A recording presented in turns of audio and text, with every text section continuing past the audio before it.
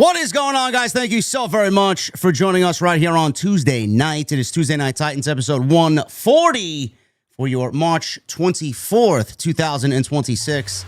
I'm your host, JD from New York. As always, joined by the one and the only, a man who does not need to AI because he's got the crowds coming every single night. The Solid Monster. What's going on, brother? No AI here, man. This is the real deal. We only deal in reality here.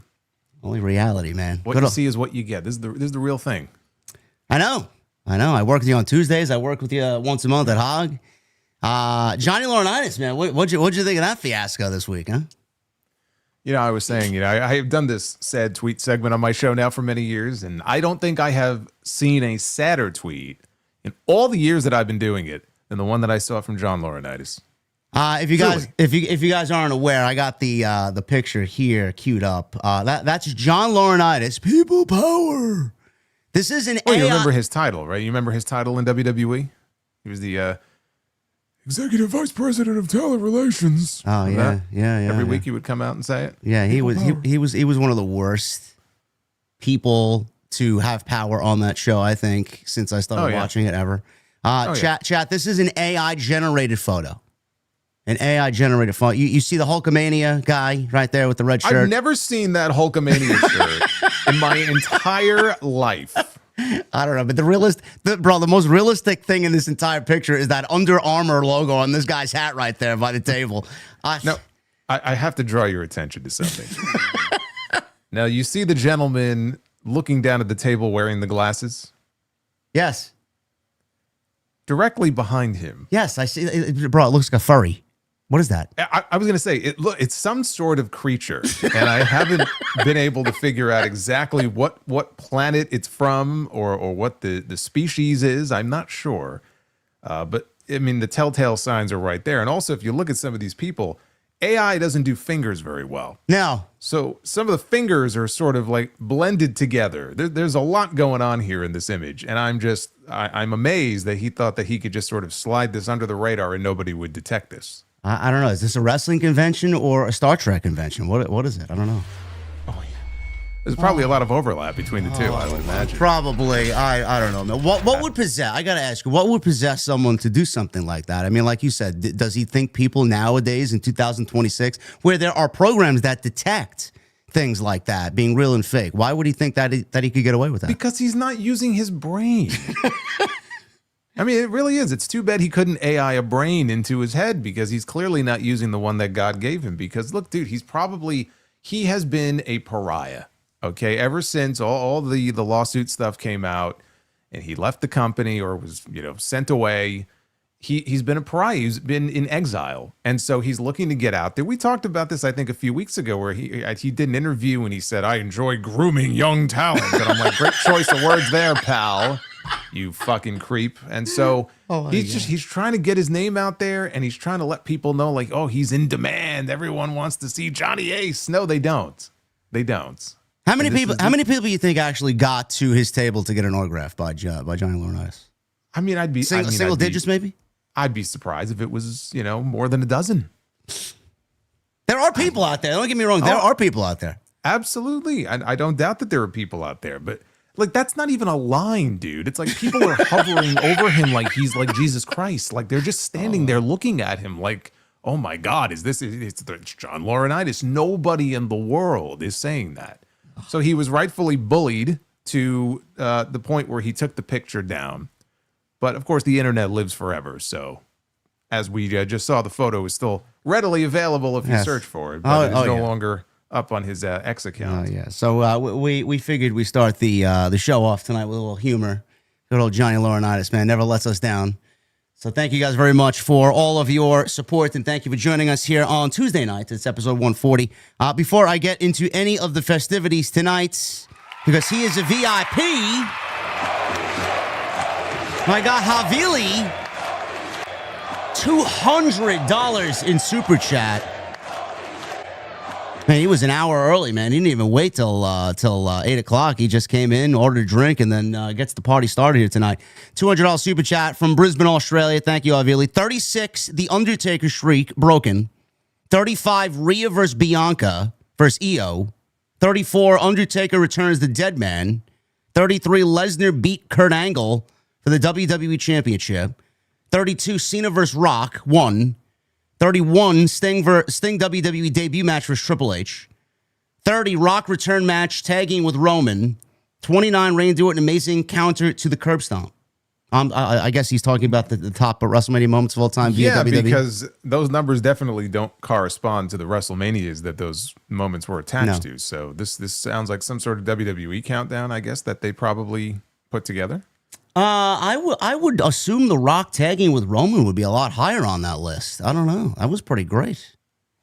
That's just me, though. But thank you, Havili. Undertaker streak being broken at number 36, huh? All-time WrestleMania moment. I figured that would be in the top 5, easy. Well, I mean, if not top 5, I mean, probably top 10. I mean, it was take it from somebody who was there. It was certainly shocking for the people in the building that night. The crowd went dead along with the Undertaker. Well, the crowd thought the referee fucked up. That was the initial reaction. That was my initial reaction, and the people in my section. Bro, I remember where I was when I watched him. I was stunned for at least 5 minutes. I'm like, we're watching reality play out in front of us right now. What the fuck's going on? People legitimately thought the referee may have messed up because no music played, nothing. It was just a very weird thing, and then reality slowly began to set in, and then they put the graphic up, 21-1, and you heard everybody, oh my God. And I'm like, I'm just sitting there laughing. And everyone has this like shocked expression on their face. Yeah, it was one of those things where whatever you think of the finish or whether it should have happened or shouldn't have happened, like, I don't know that we'll ever have another moment like that again. Honestly, it's one of those rare moments where there is just literal shock that just washes over the crowd. It takes a lot to shock people these days, and people were genuinely stunned. Yeah, I agree. I don't think we're ever going to see that again, but that's the power of the network. And the first year the network was up off the ground, and Vince was like, "We gotta get those numbers up, pal." Yes, put the streak on the line, which, in my opinion, should have never been broken. But the streak was on the line every year. I know, but he wanted to end the streak to get network subscriptions. Like, if you're not subscribed, look at what you're missing out on, pal. No, I don't buy that as the excuse. What do you think the excuse is then? I think he felt like it was time. I think he thought that Undertaker was done. I mean, he saw him. He knew what condition he was in, and I think he just genuinely felt like it's now or never. And if we're going to do this thing was meant to be broken. And so let's use it to our benefit, and we'll heat Brock up as a monster. I think it just boiled down to that. He thought Undertaker was done.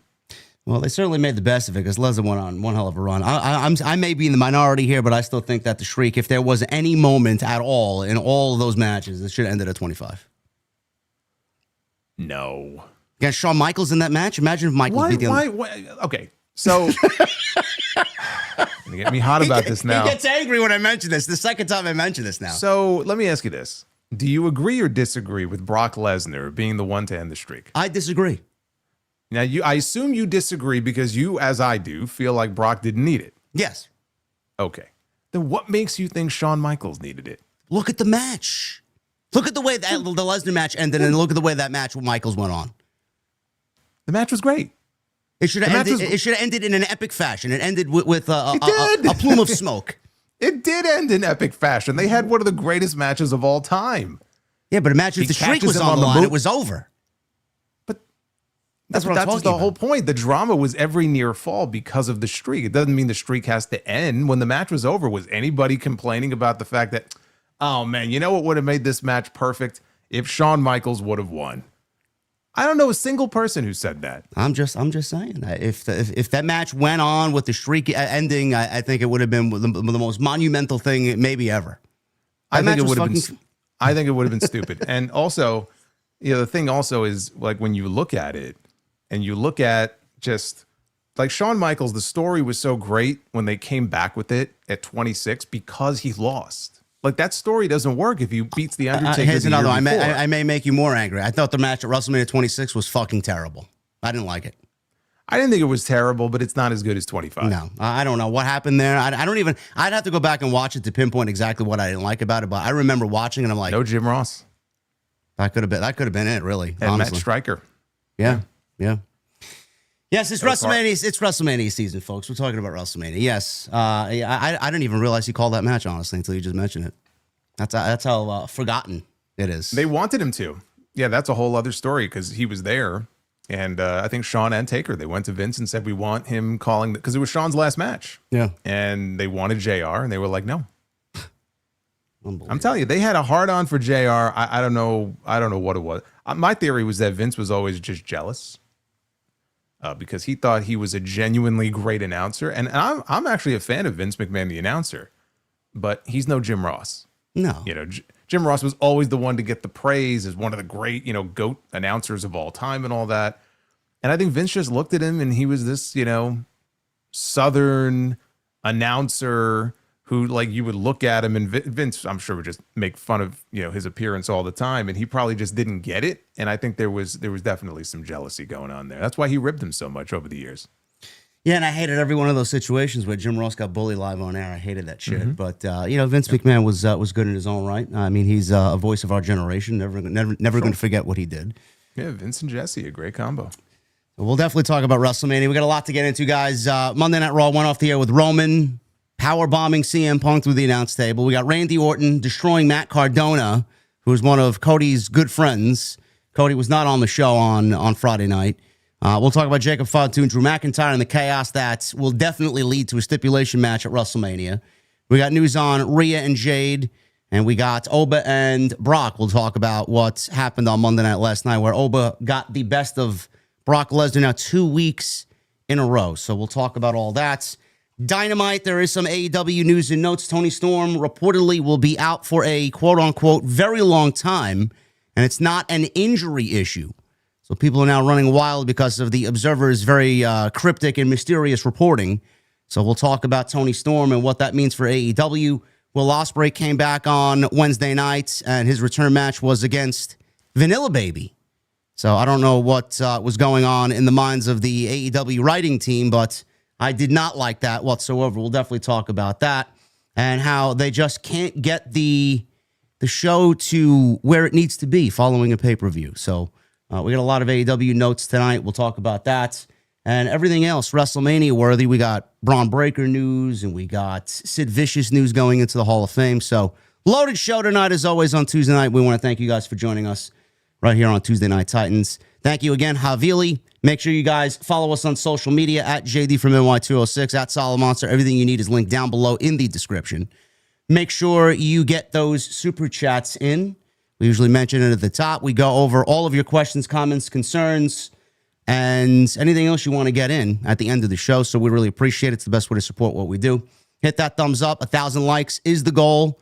We've been doing incredible on Tuesday nights. We are on a nice string of momentum every single Tuesday, I think, for the last, I haven't even been keeping count, but it's been weeks now, 40,000 plus views. So you guys have fucking killed it. So keep that up. We love it. This is, and I say without any hesitation, best two-man show in the entire space. And please make sure you also leave a comment. Helps us out. Love being in the algorithm. I have to mention this, and I left you guys a pinned comment in the live stream chat. Jason and I will be in Las Vegas, barring any unforeseen circumstances with what's going on nowadays. Hopefully. We just announced this mega match, and I'm very excited to call this one with Jason. The former Dakota Kai, Charlie, will be challenging Shotzi for the House of Glory Women's Championship. And that is one of many big matches, Jason, that we got lined up. We got a couple other big ones also announced as well. Why don't you tell everybody what's going on there? Yeah, well, we're going to have the HOG Tag Team Champions, Matt and Jeff Hardy. We have not announced the match yet, but they will be on the card. They will be in Las Vegas. But we have Zilla Fatu, and he is going to be going one-on-one with Big Bad Brody King, who's coming into House of Glory. Been trying to get him in for a while. So that's going to be a great one. But also, Amazing Red and Bandito. One-on-one, which I know we were talking about that. I know you and I both are very excited to call that one. And more yet to be announced. So that is what has been announced so far. Thursday night. So it's a Thursday before WrestleMania, April 16th. Again, the link is pinned in the chat. Tickets are on sale right now. Looking forward to it. You know, all the wrestling fans are going to be descending upon Las Vegas. Hopefully the ones who are coming in a few days early can make the show and say hello if you see us. There you go. Pearl Theater, April 16th at the Palms Casino Resort at 8 p.m. So make sure you guys come on out. We definitely want to see as many of you as we can because we are going to be there for a very small window before we get back to New York and do what we do best, WrestleMania weekend. And that's basically own the live stream space here, WrestleMania weekend. So we look forward to that. And that's going to be very, very exciting. All right, my friend, we got a lot to get into. What do you want to talk about? I'm going to start with this small item. I don't know if you heard about this, but American Gladiators is coming back. I did. Did you hear about this? That's not in my notes, but I did. Well, peep what Miz tweeted. Well, yes, Miz tweeted. I did talk about this on the Sound Off on Sunday, but American Gladiators, it is coming back. It is actually debuting on Amazon Prime Video, and so the way it is going to work is. First 3 episodes are actually dropping the Friday before WrestleMania, so the day after the Hog Show. 3 more episodes debut the week after, and then they close the season on May 1st with the final 4 episodes. And as you mentioned, Miz is hosting, or I think he's one of the hosts. This is something that was filmed quite some time ago. There's a bunch of wrestlers that play gladiators on the show, and from the list I have here, I think we knew about Wardlow. Remember him? I do. I do. Okay. I miss the big man, actually. Well, evidently he was at the backstage of the AEW show last week visiting, but no word on his return. But Wardlow is one of the gladiators. Camille, do you remember her? Who? Yeah, I know. I had forgotten myself, but she's one of the gladiators. Rick Boogs, I know you know who Boogs is. My guy Boogs, yeah. Boogs is one of the gladiators. Jesse Goddard, who wrestles as well. J-Rod is on the show. So I'm looking forward to it, and I just want to read. This is from the press release that they put out, and it mentions some of the games. So it says, the iconic competition show returns with warriors from across the nation stepping into the arena. They're calling it the arena. To face 16 powerful new gladiators. And so they're going to include classic events like Powerball, Hang Tough, and The Wall. Ooh, I remember the wall. I remember the wall, yeah. I remember The Wall as well. Every time I would go to one of these rock climbing places, I used to pretend I was on American Gladiators. Yeah. And I would fall off the wall. It's a lot harder than it looks. So apparently that's going to be on the new show. Let me just see here because I think, there's some new ones. So there's new events called The Ring and Collision. Those are 2 separate things? Ring and Collision? The Ring and Collision are 2 of the new events. They don't really describe what they are, but apparently that's what they're called. And then you have 1 man and 1 woman who wins, and they claim a $100,000 prize and the title of American Gladiator Champion. So just what we need, more championships. So, yes, I'm looking forward to it. I was an American Gladiators kid growing up. I would watch Superstars at 12 noon on Saturdays, and then at 1 o'clock on Fox 5, American Gladiators would come on. So it was like the perfect 2-hour block. And I don't know if you remember, they had the video game for the NES. Yes. The American. I love playing Assault. We had to try to shoot the target. Man, I love that shit. Yes, so we're old, Chad. I'm sorry. Yeah. Well, we're old, but I mean, dude, we had it good, man. I know. We were eating good back then, okay? Like, you people don't know what you missed out on if you have no idea what we're talking about. So they rebooted it. It was like 2008, 2009. Hulk Hogan was one of the hosts. It didn't last very long. So we'll see how this version goes, but I'm definitely going to be seated and watching. I might actually have to subscribe to Amazon Prime to watch that on the flight. Not a bad idea. You know, at least that'll be a 3 hour block. I have nothing to do. Well, I mean, let's see here. The first episode dropped April 17th. So you're going to be, I don't know. Maybe for your return flight. Yeah. That could be an idea. Do you think that Tony Khan and AEW will be, hyping this up on Dynamite, being that Wardlow's in it? No. We get some mentions on Dynamite about our guys in American Gladiators. No. No, I don't think so. Because Camille's on there, and we can't mention her. No, we can't. I don't know. It's very weird, man. I don't know what happened there. She's unmentionable. I mean, she was in a movie, dude, and you would never know. Ghosted. But also, I don't know what their plans are for Wardlow's return. I don't think they probably want to talk about him or mention his name on TV until he's ready to come back and then make it a surprise. Well, like Jason said, he was backstage at the Dynamite tapings, but the one thing that I took away from the report is that there are no imminent plans for return. So he may still be rehabilitating, and he was just there visiting friends. So we'll have to see what his name is, because they used to have the cool names too, right? They had Turbo, they had Nitro. I think Nitro was one. I think Wardlow sounds like a good American Gladiator name. Yeah, you know what, Wardlow, but not Camille though. Camille needs a name. No. All right, man. Yeah, that's coming. I'm excited about that. That is definitely in the news. But as far as where you want to go as what we've seen on television this week, Dynamite, Raw, we got SmackDown. Where do you want to start? Well, let's start from the beginning, and we'll go in order here, and we'll start with Dynamite, which was the post-Revolution show. All right, Dynamite. We had a show on Wednesday night, and I was unenthused about what we saw on Wednesday. Not because I'm unenthused about AEW. I've actually said on my platform that AEW has been putting on better television than WWE for the last several weeks. And if you believe some of the reports that the Observer put out, there are people that are actually in the WWE that also believe that AEW is putting out a better product right now than WWE. Obviously, it depends on who you talk to, and it is coming from Meltzer, so we don't really know what is true and what is not over there. But Wednesday's show, I think, general consensus in the community, I am not the only guilty one here. I thought it was a massive thumbs-down show, and they just don't know, Jason, how to follow a pay-per-view. Now, the pay-per-views usually go hard and very heavy, and there are a lot of injuries and a lot of questionable, or is this one going to make Dynamite, or is that one going to make Dynamite? There's a lot that goes into those shows. So Tony, I'm assuming no matter what he wants to have happen on Dynamite, he's probably got to shuffle some things around, and he's not going to be able to use some of the people that he wants to use on Wednesday. Regardless, we got a coffin match that resulted in a car crash outside the venue with Darby Allin and Gabe Kidd.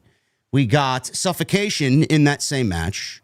We got a straitjacket in that same match. We got Will Ospreay making his return to the ring against Vanilla Baby. And we had Edge, Christian, or Copeland and Christian, FTR and the Young Bucks in the main event segment, die 1,000 deaths in front of that Fresno crowd, and nobody could be bothered to give a single shit in that entire segment. Plus, Rocky Romero was in the main event with the Don Callis family, and at that point, I just wanted to pull every strand of hair out that I have remaining in my head. So I don't know how you felt about it, but I thought it was a terrible show. Yeah, I mean, I thought it was the weakest and worst Dynamite of the year so far. And again, it's a pattern with a lot of these post-pay-per-view shows because they go so hard on the shows that they just don't have all their big guns available. And look, now we had MJF on the show. Now he wasn't there live, and yet his segment was probably the best thing on the entire show. I thought that promo that he cut post-Revolution was fucking great. Yeah. But he wasn't there live. And after what he and Hangman did to each other at the pay-per-view, you can kind of understand why. But you didn't have the champion. Kenny Omega had cut a pre-tape promo. He wasn't there. And there were other names also that weren't present on the show. Hangman apparently is going to be gone for a while. Evidently, I think Fightful said he's going to be taking time off. So we don't know when we're going to see him again. So that hurts. When you are missing some of your big guns like that, that hurts. But then you just look at some of the matches that were there. Like you mentioned, it was Rocky Romero and Trent Beretta are in the main event and in a trios match. I'm like, why? How is that the main event on this show? We had Speedball and Mark Davis. Mark Davis is sort of like a guilty pleasure for me watching these shows. I think he's had some fun matches, but I'm watching it and I'm like, I don't know. There should be more. There should be something that just feels more important and a more obvious sense of urgency with some of the stuff coming out of the pay-per-view because you had so much momentum coming out of that show. And it just felt like another show. And I just feel like that first show coming out of a big event like Revolution shouldn't feel like just another show. And they've had some pretty good ones recently, and this was worse than those. So if you talk about going from hot to cold, yeah, I mean, you're not wrong when you say that. And then to go back to Will Ospreay, this was his first match back in about 5 or 6 months. Blake Christian was, and this is the reason why they did the match. Blake Christian was the one who was really doing all of the flashy stuff. Ospreay was actually pretty tame in that match. And I think that was by design. I don't think that they wanted him to necessarily go crazy. So let the other guy do a lot of the flashy stuff. And in the end, we all know who's going to win anyway, right? It's just a win for Ospreay to get him on the mic so that he can address the Death Riders. Not the most exciting comeback match for Will Ospreay, but I think it was designed that way on purpose. Yeah, he had kinesio tape all over his neck and around his neck region. I just don't understand. Maybe I'm just a little bit more in the mindset of, all right, let's get down to business and do business. They didn't need Will Ospreay to wrestle on that show. You could have waited 4 weeks for his return match to obviously be against Jon Moxley, whether it's for the Continental title or not at Dynasty. All they needed to do was have him come out and cut a promo. Why the need for the match though? Well, because of maybe what we just talked about. Maybe because they knew, shit, we don't have MJF. We don't have Kenny Omega. We don't have this guy. We don't have that guy. So we need to advertise something special for this show. Let's advertise Will Ospreay's first match back since September or August or whatever it was. That may have been the logic behind it because of everything we just talked about. Probably. I didn't like it regardless. If that was the reason, I didn't like it. I think you save someone like that for the pay-per-view and you start booking these shows. If you don't have all the manpower that you want, start booking these shows with some dialogue and some promos and get a microphone in this guy's hand or that guy's hand and just give us some progression. Like, we don't need to see more pro wrestling after we just got wrestled to death on the pay-per-view Sunday night. So I think sometimes less is more, but again, it's not my company. It's not Jason's company. Tony's going to do what he wants to do. I didn't agree with that, but Jason's probably correct in that assessment. That's why they did the Will Ospreay match. What'd you think of the casket match between Darby and Gabe Kidd, Jason? I know a lot of people, I talked about this with the coach on the 2 Count today, and I think we are all in agreement. We saw so much copious amounts of blood in the main event, and then we get something like that immediately on the Wednesday following the pay-per-view. If they wanted to do something like that, why didn't they do that at the pay-per-view and maybe do something else on Wednesday? Why is there so much of a need to go from Texas Death and right into a coffin match on Wednesday? With a car crash, by the way. With a car crash, yeah. You forgot the most important part. Yeah. Because it's what they do. I mean, the blood, the biting, like we saw all of that on Sunday. And so this felt tame. I mean, outside of the car crash, I guess. I mean, this match, all the stuff they were doing once they got into the arena felt tame. Because how are you going to top what MJF and Hangman just did for 45 minutes the Sunday before? So, yeah, I mean, it was like a cool little visual, the upside down car, and he pops the trunk open and Gabe Kidd's dead body falls out. And then he puts him on top of the crate like he's Johnny Gargano and he wheels him into the arena. But then once they got inside, what did we really see in the match that was all that unusual from what we had just seen a few days before? Well, nothing. I don't think the fans wanted to see any of it, to be quite honest with you, with the lack of reaction that they gave us. Well, I was going to say that was the other thing about that show was normally with these AEW crowds, they're always very loud and they're always very lively. And it helps when they're in the smaller venues like that. This felt like a WWE crowd. Yeah. Where they're out there and they're working, they're killing each other. And these people just felt very indifferent towards it. So that just made things worse. But then, again, here's my bigger issue with it. We watched the Revolution show and we watched the Dogs go out there and lose on Sunday. So Gabe Kidd is going to kill Darby Allin now, right? Because he got tied to the stage or whatever, and he is foaming at the mouth. He wants his hands on Darby Allin. So he's the one who asked for this match. And you think, okay, well, he's going to get his revenge. He's going to make this guy pay. And then he goes in there and loses. So the Dogs lost on Sunday. And then Gabe Kidd went in there on Wednesday and he got beat. Now, David Finlay just came into the company to complete the trio.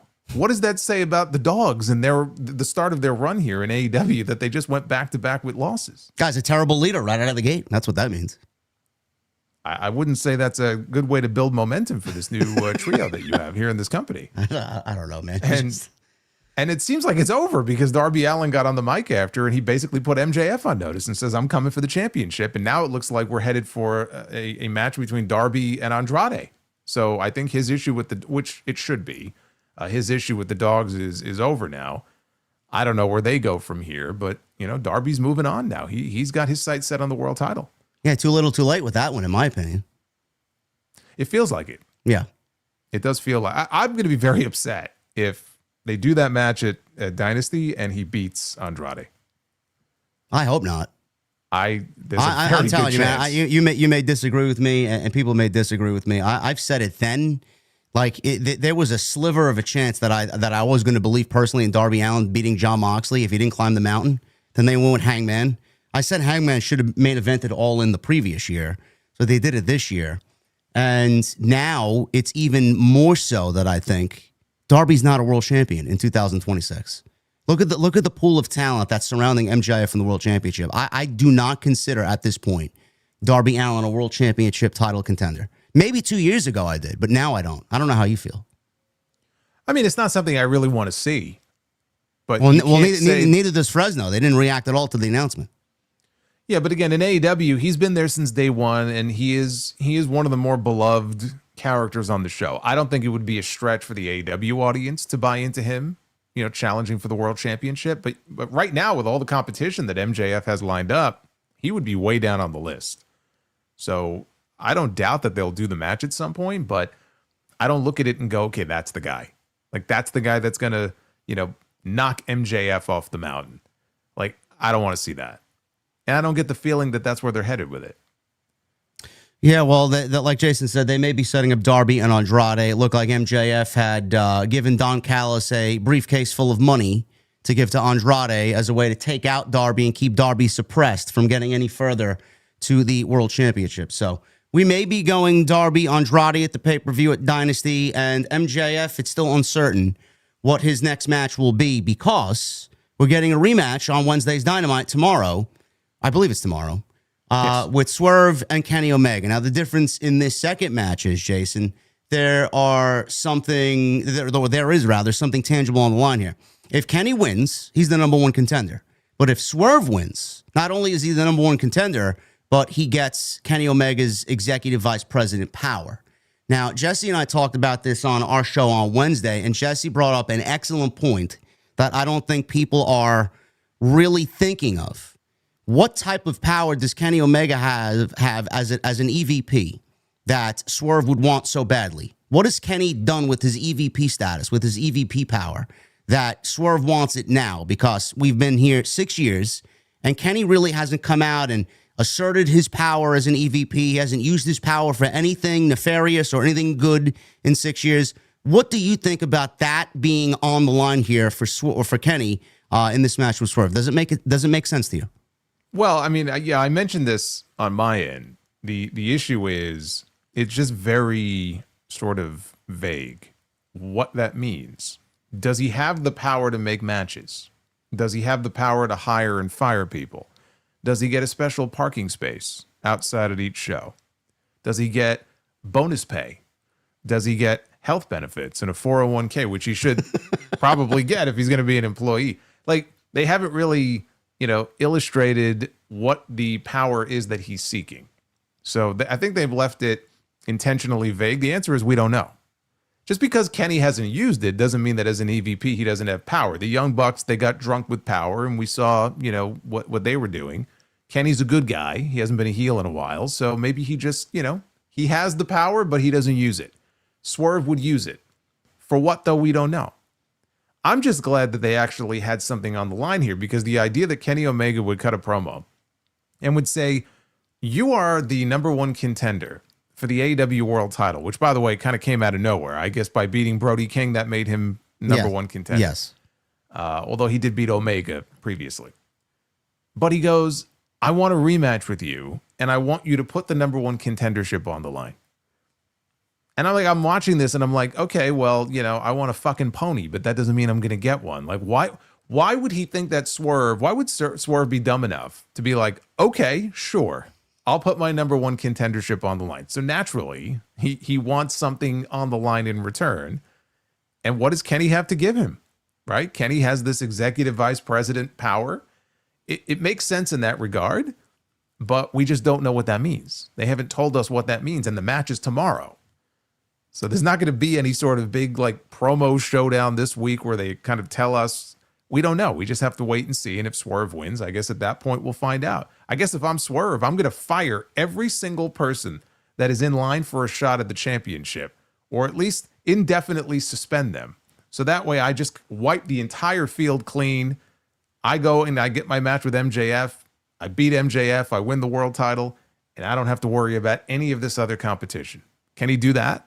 Well, I was gonna say, why don't we cancel the Owen this year, make himself the number one contender, and put himself in the main event of Wembley? That's what I'm doing. Sure, or just rename it and call it the Swerve, and you can change the rules. I mean, he could do anything he wants if he's the EVP, right? Or maybe not, because they've also demonstrated that Tony Khan is really the end-all be-all in this company. Maybe he could also eliminate that stupid stipulation that Hangman is now kind of burdened with. Maybe he gives Hangman his opportunity at another world championship at some point, being that he would. Yeah, but why would he do that? I don't know. I don't know why he would do that, but he could if he wanted to. It's a good thing you are not an EVP in this company, because that wouldn't make much sense. Listen, I think Hangman's going heel. I think him and Swerve are going to be a tag team. That's my prediction. I could see them teaming up at some point. We'll see what happens. It might not be too stupid. I don't know. I just feel like Hangman was already heel not that long ago. I'm not ready to see him turn back heel yet. Well, what do you do with him as a babyface, though? Well, I mean, they got about 16 other championships that he could go after. So in the meantime, when he comes back eventually, he could always go after the Continental, the Unified, TNT. I mean, there's other things you could do, but you're going to have to eventually figure out a way around this dumb stipulation. Unless he's leaving. Like, if he's going to be an AEW lifer, or he's going to be there another 5 years, it's a dumb stipulation if you intend to keep it in place.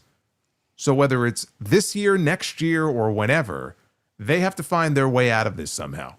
I still question the intelligence of even making that a stipulation in the first place. Well, you see, it was a gentleman's agreement. Well, there's nothing in writing. No. But Tony Khan was like, well, he's a man of his word, so I trust that he will stay true to his word. Well, if that's the case, I guess we're waiting until he eventually turns heel and goes back on his word. Hopefully.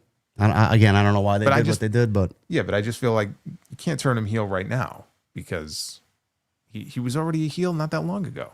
Well, he's out for a little bit. He's going to take a little bit of a time away. So hopefully he comes back and feels a little bit more refreshed, because he was starting to feel a little bit samey. And I think giving others opportunity to go after MJF is the right move. But elsewhere on Dynamite, we had Mina defeat Marina in a no DQ match. Now, this was scheduled to be Toni Storm, but they played out an angle where Toni Storm was left in her own pool of blood and was attacked by a mystery assailant. Another one of these mystery angles, who had done it. So Toni was left laid out in her locker room. Mina filled in, and there was an ongoing circle jerk of news this week with Toni Storm's AEW absence, first reported by the Observer saying she's going to be out for a very long time. And people immediately thought that she was injured. So then there was another follow-up report, and Dave Meltzer put out, she's going to be out for a very long time, but it has nothing to do with an injury. And then apparently she was at the big event in New York this past weekend, and she was in good spirits, and she was smiley, and she was happy to see everybody, and no signs of injuries whatsoever. So who knows what's going on, and we are not here to speculate on what may or may not be happening with Toni Storm. But the issue is, Jason, if she's going to take some time away, I'm assuming this means Mercedes Moné is due to be back any week now.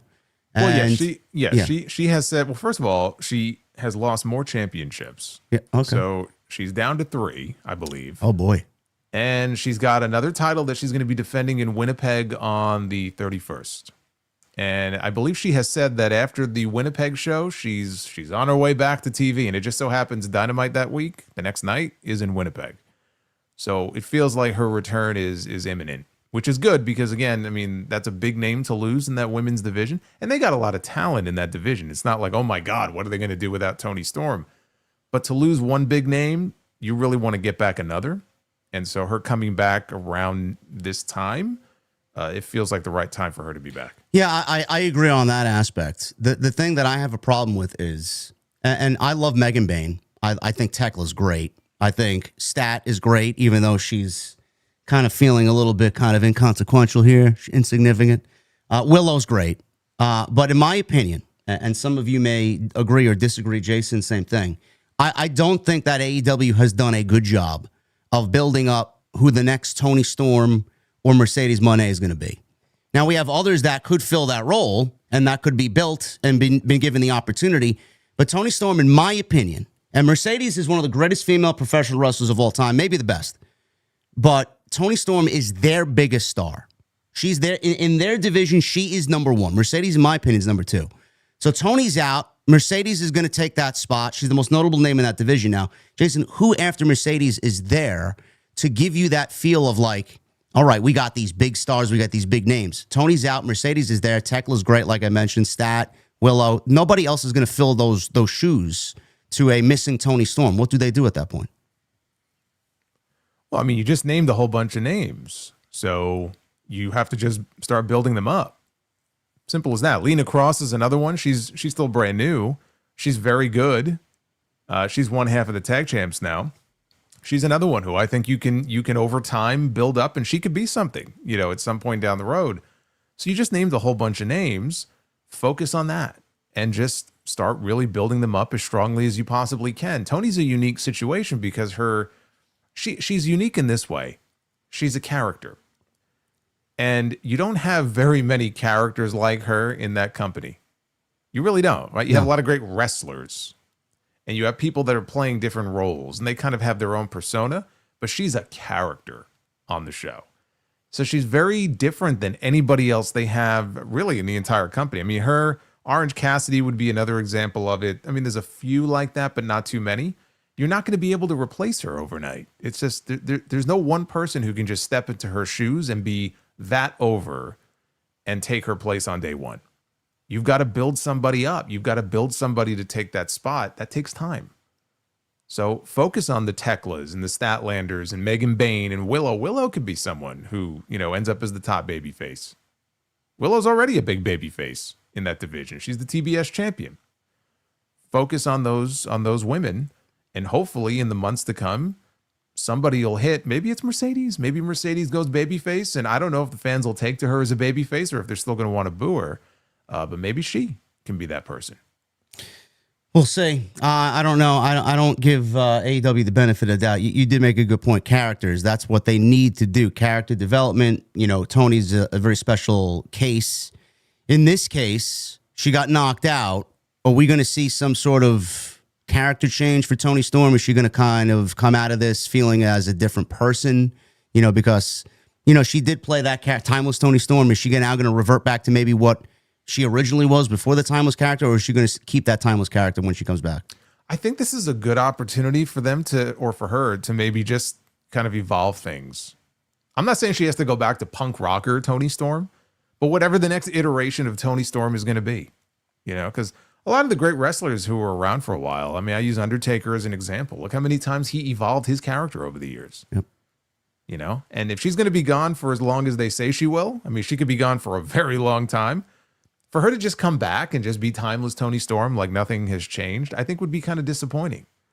I mean, I like the character and everything, but I would think that she could use this as an opportunity to really just evolve things to whatever that next version of herself is going to be. And by the way, to go back to what we were just saying, somebody mentioned Jamie Hayter. Forgot to mention her. Speaking of people who should be built back up into, world title contention, I would have her on that list for sure.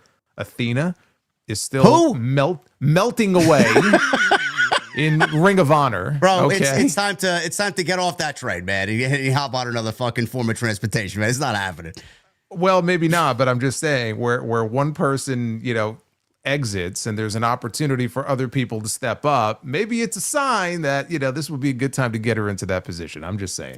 Jamie Hayter's a good one, but with the way things are going, the Brawling Birds are going after the tag team titles at Wembley for Allin. So, good luck with that one. I agree there. I don't know what happened. You know what? Maybe this is a great time to bring back Britt Baker, being that she was the original biggest star in the company.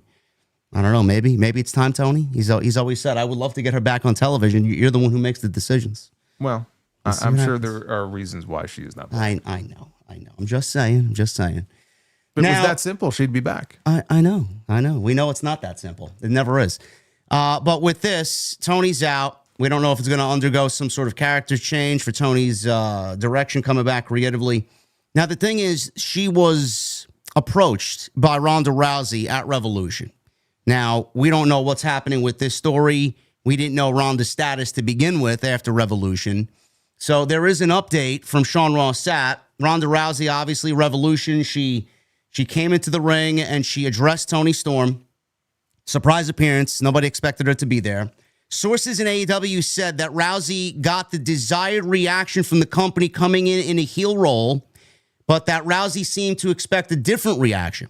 Now, while there were reports elsewhere that WWE was shocked to see it, Sources we spoke to in TKO and WWE did not seem surprised and said that they expect her to do anything she can to go against WWE, UFC, and TKO at this point, and they do not see her wanting to return to WWE in the future. As far as her AEW status, Fightful Select asked a number of AEW sources about this. Everyone we spoke to are of the belief that right now she is not signed to AEW.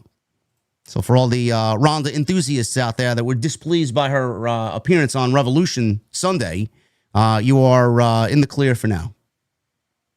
I don't know what that means for the storyline here, but maybe it was just a one and done. I don't think there was one. No? I don't think there was one. No.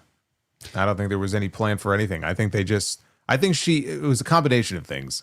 I think that she lives out west, right, in California somewhere. So it was an easy trip for her. She has a friend in Marina Shafir who was working the show.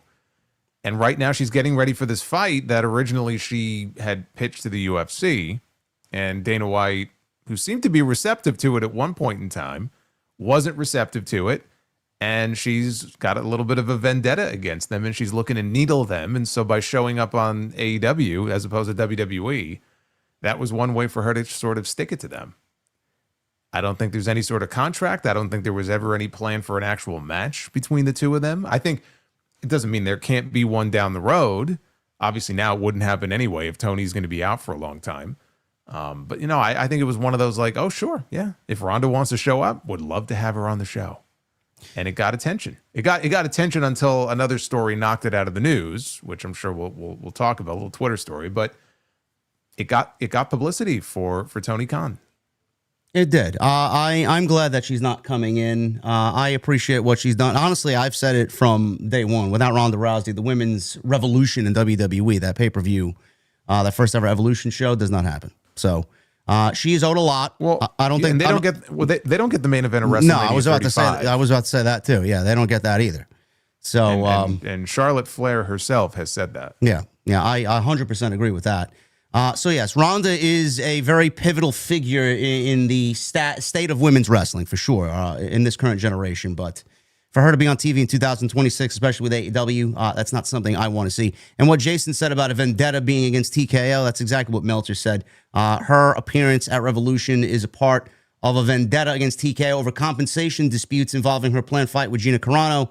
And that was coming from Dave Meltzer and the Wrestling Observer. I believe it. Ronda seems like a very petty woman when she wants to be. She's no fan of not just TKO, but WWE and some of the people who work there. I don't think she has an issue with Paul Levesque, but she has said things about, for example, Bruce Pritchard and some of the other older folks and older hats in that room over there. She's no fan of them. Remember, she called Bruce Vince's avatar, and among other comments that she's made. So it's the greatest thing she's ever said. Oh, look, I mean, there's a lot that Ronda said that I think is stupid and I disagree with. But when it comes to some of the shit that she said about WWE and the people who work there, there was a lot of truth in some of what she said. Yeah, so we will keep an eye on that. But as far as the mystery assailant, a lot of people were like, well, it's Ronda or someone linked to Marina. Who do you think at this juncture, I know it may be way too early, who do you think is the mystery assailant right now? Do you have someone in mind? My first thought was Mina. I could see that. My first thought was Mina, and Mina's a great bubbly baby face. But if Tony's not going to be back for a while, I don't know when or if they're even going to do a reveal for this. I mean, they could do a reveal soon, and not have to wait until Tony comes back. I don't think we're going to find out who it is for a while. I'm not sure they know who it is, but I suspect that Mina would probably be someone to look at. She's going to be, look, she benefited on Wednesday. She got Tony's spot and she fucking won, dude. Yeah. She actually won a match. She did. That was incredible. And then she rode that momentum on into HOG on Saturday, and she got a win on Saturday as well. So she's rolling right now. Yeah, she beat Shotzi thanks to Indy Hartwell. Indy Hartwell. So we will keep an eye on Mina. I don't know if I could see heel Mina, but change is always good. So we'll see what happens there. As far as other AEW news and notes here on Dynamite, not much else happened in the main event outside of Copeland and Christian coming back, and they were out there and announced that at the pay-per-view in a couple of weeks, Dynasty. It will be them and FTR for the AEW Tag Team Championships, and this is taking place in Vancouver. Now, you mentioned last week that you thought that this is a great opportunity if Tony Khan wanted to do it for this match to main event Dynasty. I think that is a real possibility here, depending on who MJF defends the title against. I'm hoping Andrade. I think that would be one of the only opportunities you put MJF maybe start the show or in the co-main event spot. Do you see this tag team title match now that it's officially announced, main eventing Dynasty? I'm undecided. A lot of it depends on, I think, the show tomorrow. Because if we have a clear-cut winner in Swerve and Kenny, why would that person not get the shot at Dynasty? Okay. Makes sense. If MJF is going to defend the championship on that show, we already know who the number one contender is. It's Swerve Strickland. So it's either going to be him or it's going to be Kenny. So I think that's going to be the title match on that show. If they do that match, then I think that match main events. You think Kenny gets the main event spot in Canada? It's tempting. I can't see Swerve and MJF heel versus heel in a title match. I know it doesn't really matter in AEW. They do it all the time. So is Andrade, though. I mean, technically. I guess. But Kenny, I mean, they already have Cope and Christian in Canada going after those titles. To do Kenny going after the world title in Canada, I could see that being a very appealing thing for Tony Khan to want to do. I think that it's hard. It's not an easy match to predict tomorrow, which I kind of like. If I had to lean one way or the other, I would lean towards Kenny winning the match tomorrow. He lost the first one. I think he's going to win.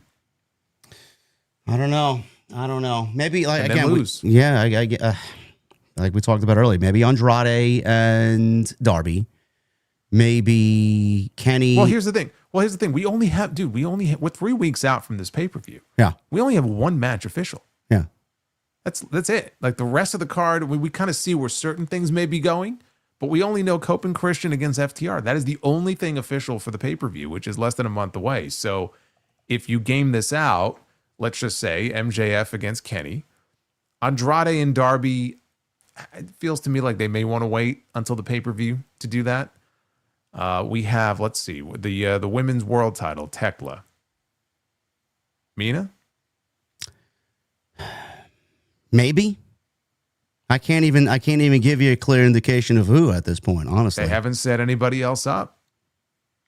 Statlanders, I mean, I can't imagine them going back and doing Statlander again. Ospreay, Moxley, Okada. Well, maybe not. It could be Ospreay and Pac if they want to save Ospreay and Moxley for double or nothing. That's true. You know, I actually talked about that. Good thing you brought that up. Ospreay, I did say that on Wednesday. Ospreay, Pac, and then Moxley, Okada. I think we do Okada beating Moxley because Takeshita didn't get the job done. They boot out Takeshita. He unifies the championship, and then they do what you mentioned a few weeks now. Takeshita, Okada at Allin, and Takeshita wins the unified title. But we just unify them before Allin. Yeah, that's fine. Well, there's a direction. There's some sort of direction. We got a couple of matches maybe, but he's got to get that. We're missing. What are we missing? We're missing something. TNT title? How about we do Fletcher and Fletcher champion? No. I mean, they haven't. I mean, something that was obvious. What are we missing? We're missing something. Megan Bailey in a cross versus the Brawling Birds?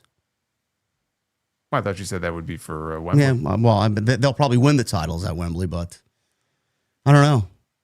What else is on the show that we could do at the pay-per-view? How about Big Justice versus Shane Taylor? Oh, yeah, sure. Maybe they can get Wayne Brady to be the special guest referee for it. Oh, my God. That's great. We'll figure it out. Dynamite's tomorrow. Hopefully it's a lot better than this week. I got to ask because this has been going viral lately, and I've seen him do this. I think Leo Rush is actually fantastic. I don't know what the fuck they're doing as far as like 1 week to the next week. I know he was in a tag team with Action Andretti, and then all of a sudden he's out there acting like Gollum from Lord of the Rings. Bro, this did big numbers on social media. Wrestle Talk tweeted it out, and Leo Rush actually tweeted out in less than 24 hours, 20 million views across all of their social media, including YouTube, for this character change. Not really a change. He's done this on the indies, but this character now that he's playing in AEW, he wrestled Ciampa on Collision, What do you make of this? Is this something that you're interested in seeing Lio Rush do, number one? Number two, do you see him going anywhere with it?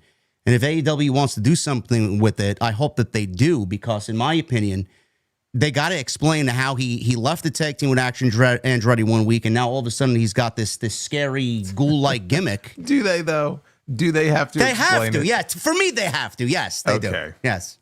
Well, I'm asking you more. Do you think they actually will? No. I'm sorry. Okay. I'm sorry. I'm asking for a little too much. But yes. What do you make of his character change now on AEW? Look, I mean, it's something different. Different is good. Different is good. Certainly more interesting than what he was doing before. Sure. Am I terribly excited for it? I mean, they haven't really given me a reason to be, but I'm all for seeing, where it can go. Do I think they're actually going to take advantage of it and feature him in a more prominent way? No, I don't. I mean, Tony, he'll feature somebody for a little bit, get bored, and then move on to somebody else. We've seen this time and time again, so I wouldn't get my hopes up. But for Leo's sake, yeah, I hope that they can really, pursue it and do something with it. It's interesting. We'll see what exactly. We just talked about characters. We just talked did. about characters 2 minutes ago, right? did. We don't have enough of them, so I can't explain it. I don't know what he's supposed to be. I don't know if he was possessed by a demon and maybe we need an exorcist. I don't know, but it's certainly unique. Maybe he got the itch and played a little bit too much Resident Evil 9. I don't know what's going on, but yeah, I mean, it's not a main event character by any stretch, but yeah, you're right. It don't have to be a main event character. It doesn't. No, it doesn't have to be. Look at Danhausen. Danhausen is not a main event character, but Danhausen is all of a sudden he's all over the shows. And apparently his merch is selling really well, and he's in a good spot. He'll never be a main eventer a day in his life, but not everybody has to be a main. They got plenty of main eventers as it is. So I think we sometimes look at things like, okay, can he become a main event player, or fight for the world title? Some people are not meant to fight for the world title and be a main eventer, and that's okay, because this company has a gazillion fucking people on the roster. All they're looking for is an opportunity. So many of them don't have that. So many of them, I'm sure, are extremely frustrated that there's only so much TV time. They keep adding new people, or maybe they have something they're doing and all of a sudden it just gets dropped, or whatever the case may be. And it's an incredibly frustrating thing. So, when you have these things that pop up like this, take advantage of it, feature it, see how big you can blow it up. I didn't realize it had 20 million views on social media. Yeah. What was the last thing that AEW did that had 20 million views on social media? Couldn't tell you. Maybe the Ronda Rousey stuff. Yeah, maybe. Richard Parker in the chat. Still no Danhausen match in WWE, by the way. He doesn't need to wrestle a match. There's a reason for that. I mean, they didn't bring Danhausen in to work matches. I mean, I'm not saying he won't. They didn't hire him for his wrestling skill. No. So I don't know. Are people upset that he's not wrestling matches yet? I mean, who do you want him to wrestle? Who would Danhausen be wrestling? Nobody. I'm fine with how they're using him. It's actually been pretty entertaining. He'll wrestle The Miz at some point. No one is clamoring to see that. Don't pretend like you're upset. I'm not saying Richard is, but don't pretend that you're upset that Danhausen hasn't had a match yet, when we're still sitting here wondering where certain people are on the WrestleMania card who have been absent from television. Give a fucking break here. Where is he, man? I don't know. It's like, man, what was in that Wheatley's vodka that Cody served him is what I want to know. Maybe Danhausen put a curse on him. Maybe. And he vanished. He went into some sort of black hole and can't get him back. I don't know. We'll talk about that, because we'll talk about Monday Night Raw in a little bit. A couple other AEW notes here to round out the AEW discussion. We'll start with the easy one here first. Tony Khan, apparently there was a report that Tony Khan tried to buy WWE in 2023. Now, I know this is something that people ran with as significant news this week, according to Brandon Thurston of WrestleNomics.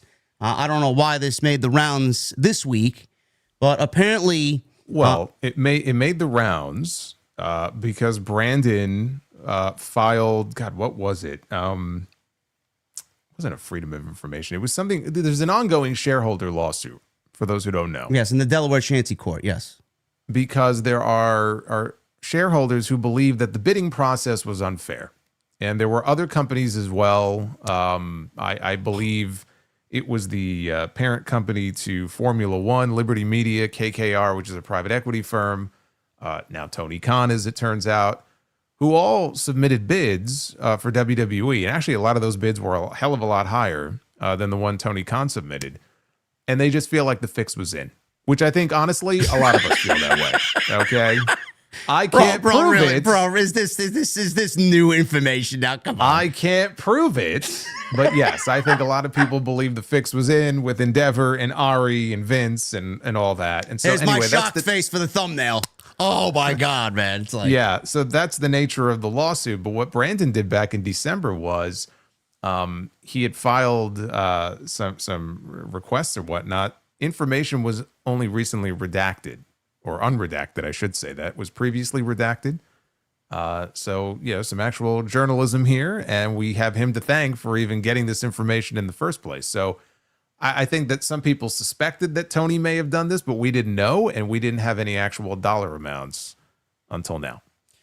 Yeah, the report says, although Tony Khan is not mentioned by name in the filing, Base 10 and All Elite Wrestling are both referenced, with the filing stated that Base 10 is the owner of All Elite Wrestling, a professional wrestling promotion with synergies with WWE. Base 10's bid of $76.83 per share was the lowest of the four offers, like Jason just mentioned. Approximately $6.9 billion in company valuation. KKR offered between $90 and $98 per share. This was a valuation of $8 billion, it says. Yeah, $8 billion to $8.7 billion. Liberty Media, I know, was a part of the ongoing process as well. I think they might still own the Atlanta Braves as well. Liberty Media, $95 to $100 per share. And obviously, I think Comcast was involved in that as well. Regardless, Tony Khan, I find it funny, Jason, how, Tony Khan's mentioned in this, and, Vince was never going to sell. WWE was never going to sell to Tony Khan at all because of reasons. And I know a lot of people are like, well, WWE just wants a monopoly. But here, Tony Khan is trying to buy his competition. And what do you think would happen if Tony Khan bought WWE and owned WWE? It would be what everybody feared WWE was going to do. It would be a monopoly. Not only would he get his toys, but he'd own the whole toy store. Tony Khan. Yeah, I mean, it would be awful. Yeah, it would be terrible, because you would have. I mean, you talk about a monopoly, and you talk about consolidating power in the hands of not even one company, one person. He already bought Ring of Honor for whatever that was worth. He's running AEW, which is the number 2 promotion in the country, if not the world, when it comes to wrestling in terms of just its size and how much money it generates. And then he would buy WWE. So he would own the entire universe that this whole industry exists in. And it doesn't matter what you think of Tony Khan or whether you think he has the best of intentions and he's a big wrestling fan. All of that may be true. But if you believe that a monopoly in wrestling is a terrible thing, then you have to be consistent and say, regardless of who it is who's seeking to own all of it, that is a terrible thing. One person should not have that much power. I don't care who it is. Do I want KKR, a private equity firm, to own WWE? Fuck no, I don't. But it's a good thing that it did not work. And again, like you said, it was never going to happen anyway. The report also mentioned that the other companies that had submitted bids were allowed to go into a room to look at some confidential company records. No indication that Tony Khan or anyone from Base 10 was given that same privilege, because their bid was so low anyway compared to the other ones. But I can't imagine WWE was going to give him access to that information anyway. But yes, it would have been terrible had it actually worked out that way. And it's kind of funny, this week is 25 years to the week that WWF bought WCW. Yep. One of the worst things to happen ever to wrestling. And it's just kind of prophetic that here we are talking about this story and the idea that Tony Khan was attempting to buy WWE. And here we are again, where had that happened, it would have been a terrible thing. We talk about competition being a good thing. All of a sudden, that competition evaporates. I don't see how anybody could look at that as anything but a negative. What would realistically, what would happen? Well, who would he get to run WWE? Would he run both companies? I think he would want to run it all himself. He's crazy. He's insane. God forbid, like he's man. a workaholic. They would have been out He's of a business fucking yesterday, man. Holy shit. The guy's a workaholic, and probably not that he doesn't play well with others. I mean, he strikes me as somebody who, because I'm kind of like this, where I don't really like to outsource stuff to anybody. I like to do things myself because I know it gets done the right way. Yeah. And I think he's got a touch of that too, because I for a while now, I've thought, man, if you could just find somebody to kind of hand the reins off to for Ring of Honor. I mentioned Scott D'Amore like a year ago or something. I know he's doing the MLP thing now, but like, why not? So you can focus squarely on AEW. And by the way, these are not the only businesses that he operates. But you can focus on this and let somebody else run Ring of Honor, Not that he wouldn't have any input into what's going on, but he's running everything. So for all I know, he would run WWE too and then completely burn himself out. Sure. That's why But it doesn't matter. Yeah. But it doesn't matter. Even if he got somebody else to run WWE, it's still owned and operated by Tony Khan. He loves people knowing that he's wearing all these hats. Like he doesn't want Scott D'Amore to run the company as creative behind the scenes or an on-air figure as the commissioner or whatever, because people are going to attribute, well, the show's getting better and it's not because of me, it's because this other guy. Tony's never going to allow that. He's never going to want that. It's very similar to Vince McMahon. Vince McMahon, every time Vince McMahon was in charge and he gave some sort of leeway or power to somebody else, whether it's Paul Heyman or his son-in-law or something else, he sought to kill it. Like, you're doing better than me? All right, goodbye. Well, yeah, it's like when he made Paul Heyman the executive director of Monday Night Raw. And Paul Heyman had certain people that he was focusing on. Like, as I recall, Aleister Black was one of those people. Right? He had that kind of like a core group of guys. And maybe Andrade was one. But Andrade was one. Buddy Matthews was one. Black was one. Street Profits. Yep. And so he was going to really kind of focus on those guys.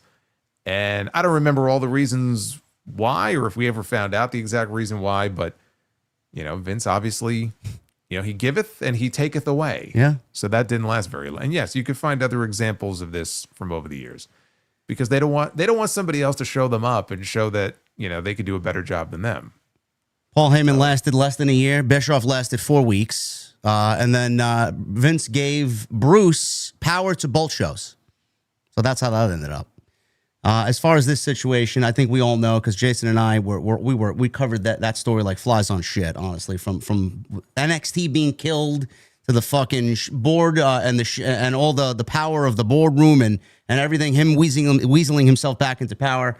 He didn't sell to anybody, and everybody knows this, because he knew exactly that they would have the opportunity to get rid of him, and he went with his friend that he's known for 20 years, and Ari Emanuel, in hopes of remaining on with power, and he didn't want any fucking people questioning him. He'd sit there, he'd get to run his company, and nobody would bother him. That's exactly why he sold to them. No matter if they had other offers that came in better and bigger, he was always going to go with TKO because he wanted power, and that's what he wanted. That's basically it. Yeah, and I never bought into this idea. You remember the CNBC interview after the deal was announced, and Vince is sitting there with his fucking shitty mustache, and he's sitting next to Ari Emanuel. And the CNBC anchor is asking, like, was it you who wanted Vince? And Ari's like, no, this deal was contingent upon Vince being involved. Like, I wouldn't have done it if Vince wasn't involved, right? As if this guy had to be dragged kicking and screaming, oh, well, gee golly, Ari wants me as part of the deal. I guess I had to come along with the package. Like, fuck off, man. Like, he was always going to be a part of the package, and he wasn't going to go with anybody who wasn't going to have him as part of the package. He didn't want to leave. This is all he's ever known. So, of course, he was going to go with whoever was going to give him the best chance to have power and influence in that company. Even if he wasn't sitting in Gorilla with the headset on, if he was there, he would have been just like a spirit lording over everything. And he would be influencing things the same exact way now as he was 5, 10, 15 years ago. And I'm going to make a prediction here. I don't think we've heard the last of Vince McMahon. I think he's going to, whatever he's doing with his new company, I think he's going to try and weasel himself back into pro wrestling. Whether they're trying to get his company back or make a deal with somebody else buy back the company. We haven't heard the last of him. Until he's dead, bro. Until he's dead, I'm not going to be convinced he's not going to be involved. He's not buying back the company. And if he's not going to have any sort of affiliation with WWE, then there's no sense in him getting back in the pro wrestling business. No, you are correct. I just don't trust Vince McMahon. Because when he gets cleared of everything, and he will, he's going to seek revenge in the highest order. So I don't trust him. But right now I'm glad, and Jason's glad he's gone. We don't need any of that now. But as far as that, the other story that came out of AEW is what Ricochet said on social media. And this is an ever-evolving story. This story has changed now 3 different times.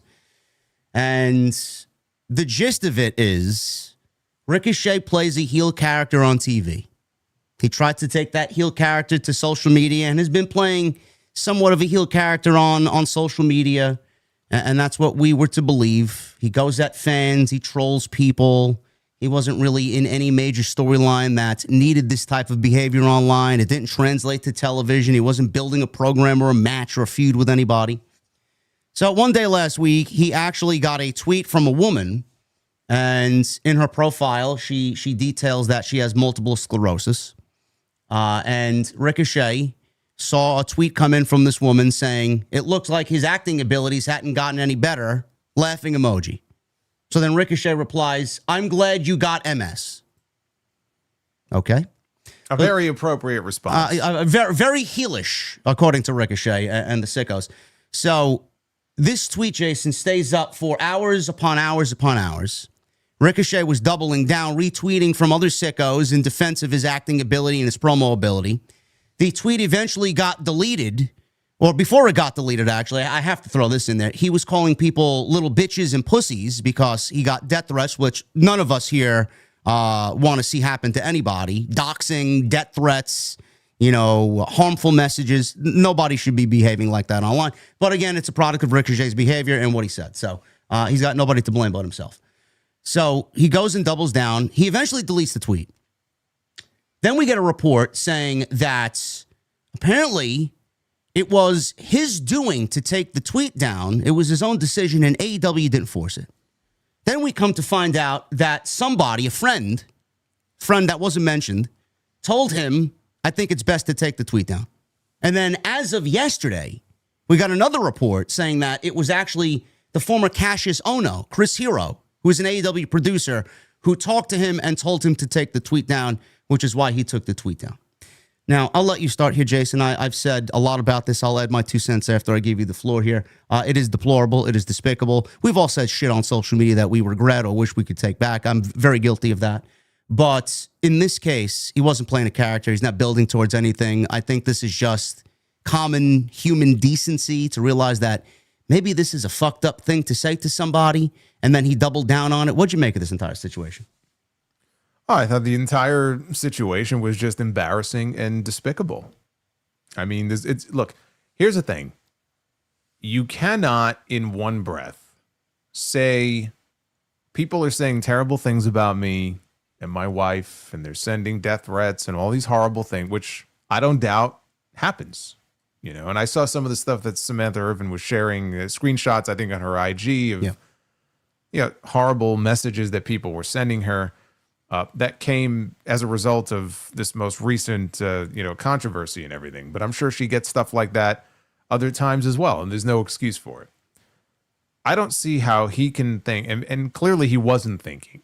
Posting something like that is going to do anything to quell those types of messages. All it's going to do is invite more of it. It's going to invite more vitriol, especially when you're directing your hate of the IWC, as he says, towards somebody who, like, it was completely misdirected in this case. Not that it would have been that much better if he would have said it to some idiot who said something dumb to him. But in this case, he said something like that to a grandmother who all she did was just criticize his acting on television.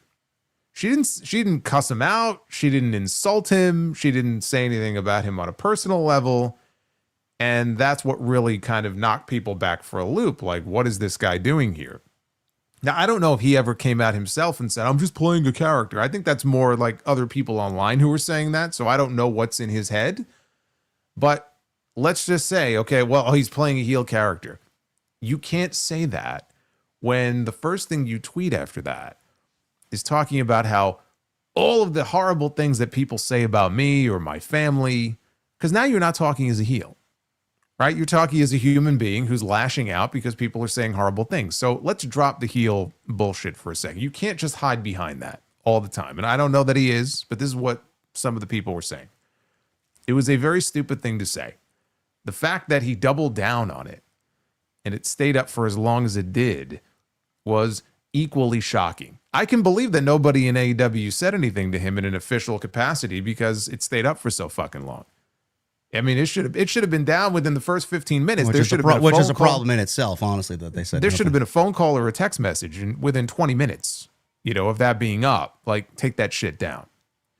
But there wasn't, and I can believe it because it stayed up for so long. Now, as far as the person, Chris Hero and everything, that's what we had heard. I think Meltzer first said something in The Observer about an old friend of his from the independent scene had reached out, and then eventually we found out who that person is. It just so happens to be Chris Hero, who also works as a producer for AEW behind the scenes.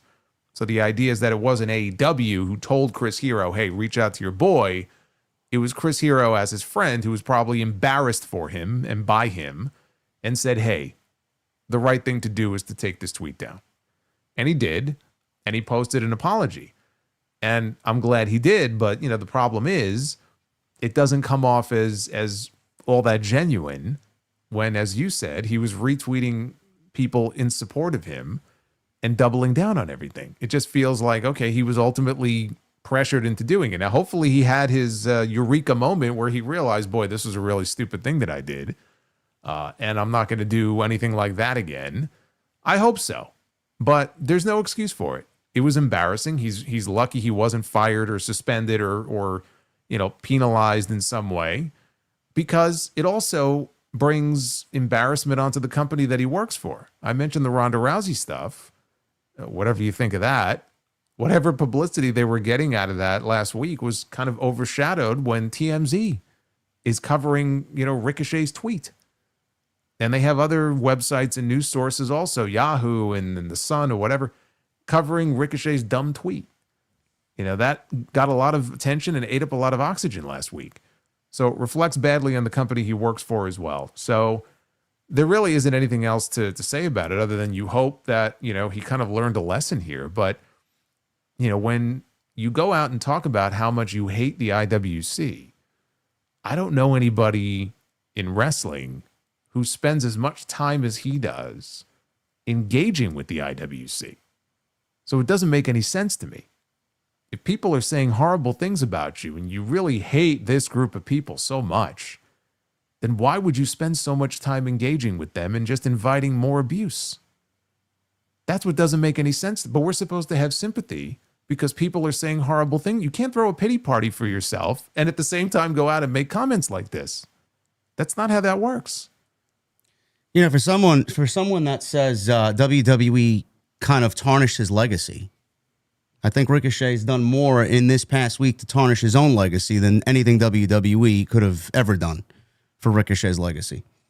The one problem I have with it, just to add on top of what Jason said, I have a personal gripe with the wrestling media. I don't like any of them except for a very small, select few people. The wrestling media is so manipulative. Like, it's nauseating to me. There should never be an instance where a story changes over and over and over again. And I know there's updates to an update to an update. But when a story changes 3 different times and there's 3 different stories, that's where I draw the line and say, all right, enough is enough. Like, are you in their pocket or are you not? Bro, I don't know how anybody is looking at this story and just not saying it's fucked up. Like Jason said, it should have been taken down in 20 minutes. We went from Ricochet said it himself to a friend to Chris Hero. At no point did AEW, Tony Khan, or anybody that lives in Ricochet's household, Samantha, tell this guy, hey, maybe it's time to take this tweet down. I think this is a bad move. AEW should have immediately jumped in. The fact that they said nothing says more about this story than anything. Now, I have within good reason because I have some information. None of what we read is true. AEW Legal actually reached out to Ricochet on behalf of AEW to take the tweet down. So I don't know where all this other nonsense came from. But the fact of the matter is, Samantha said nothing. Tony Khan said nothing. AEW said nothing. And we're to believe Chris Hero, who many people don't even realize works there. Well, you don't know that she said nothing. Publicly, she should have said something. Well, publicly, she deactivated her account because she was getting all that abuse. So she's not even, as far as I know, she's not even on Twitter anymore. Regardless, I just don't like the way something like this is handled. And all of this got started when people ignored the initial tweet and then report the actual apology as news.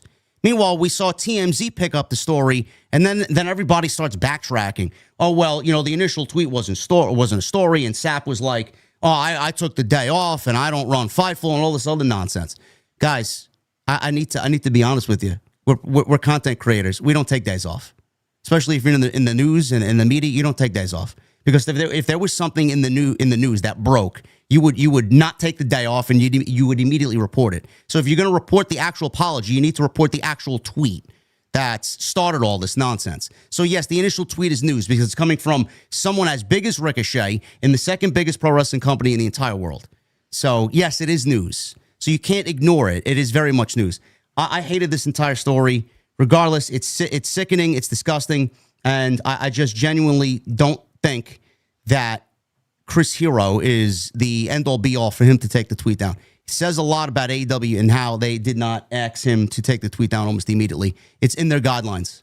It is in their company guidelines to not interact with fans on social media in that type of way. And they continue to do it over and over and over again. Is this going to be something that leads them to change for the better?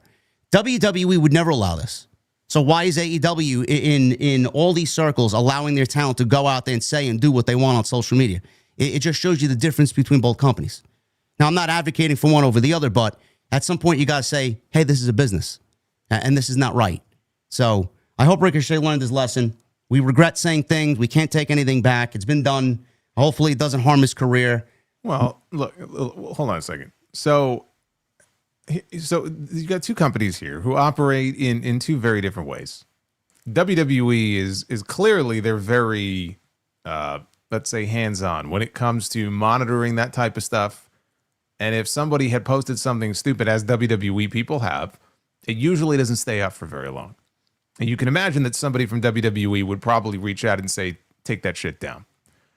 With AEW, it seems like they take the approach of, okay, well, these guys are kind of doing their own thing, and we don't want to interfere with that. Although there is a line that you can cross, we just don't know where that line is. I thought that this would be where the line would be. Evidently not, but it seemed to take more of a kind of laissez-faire, hands-off approach.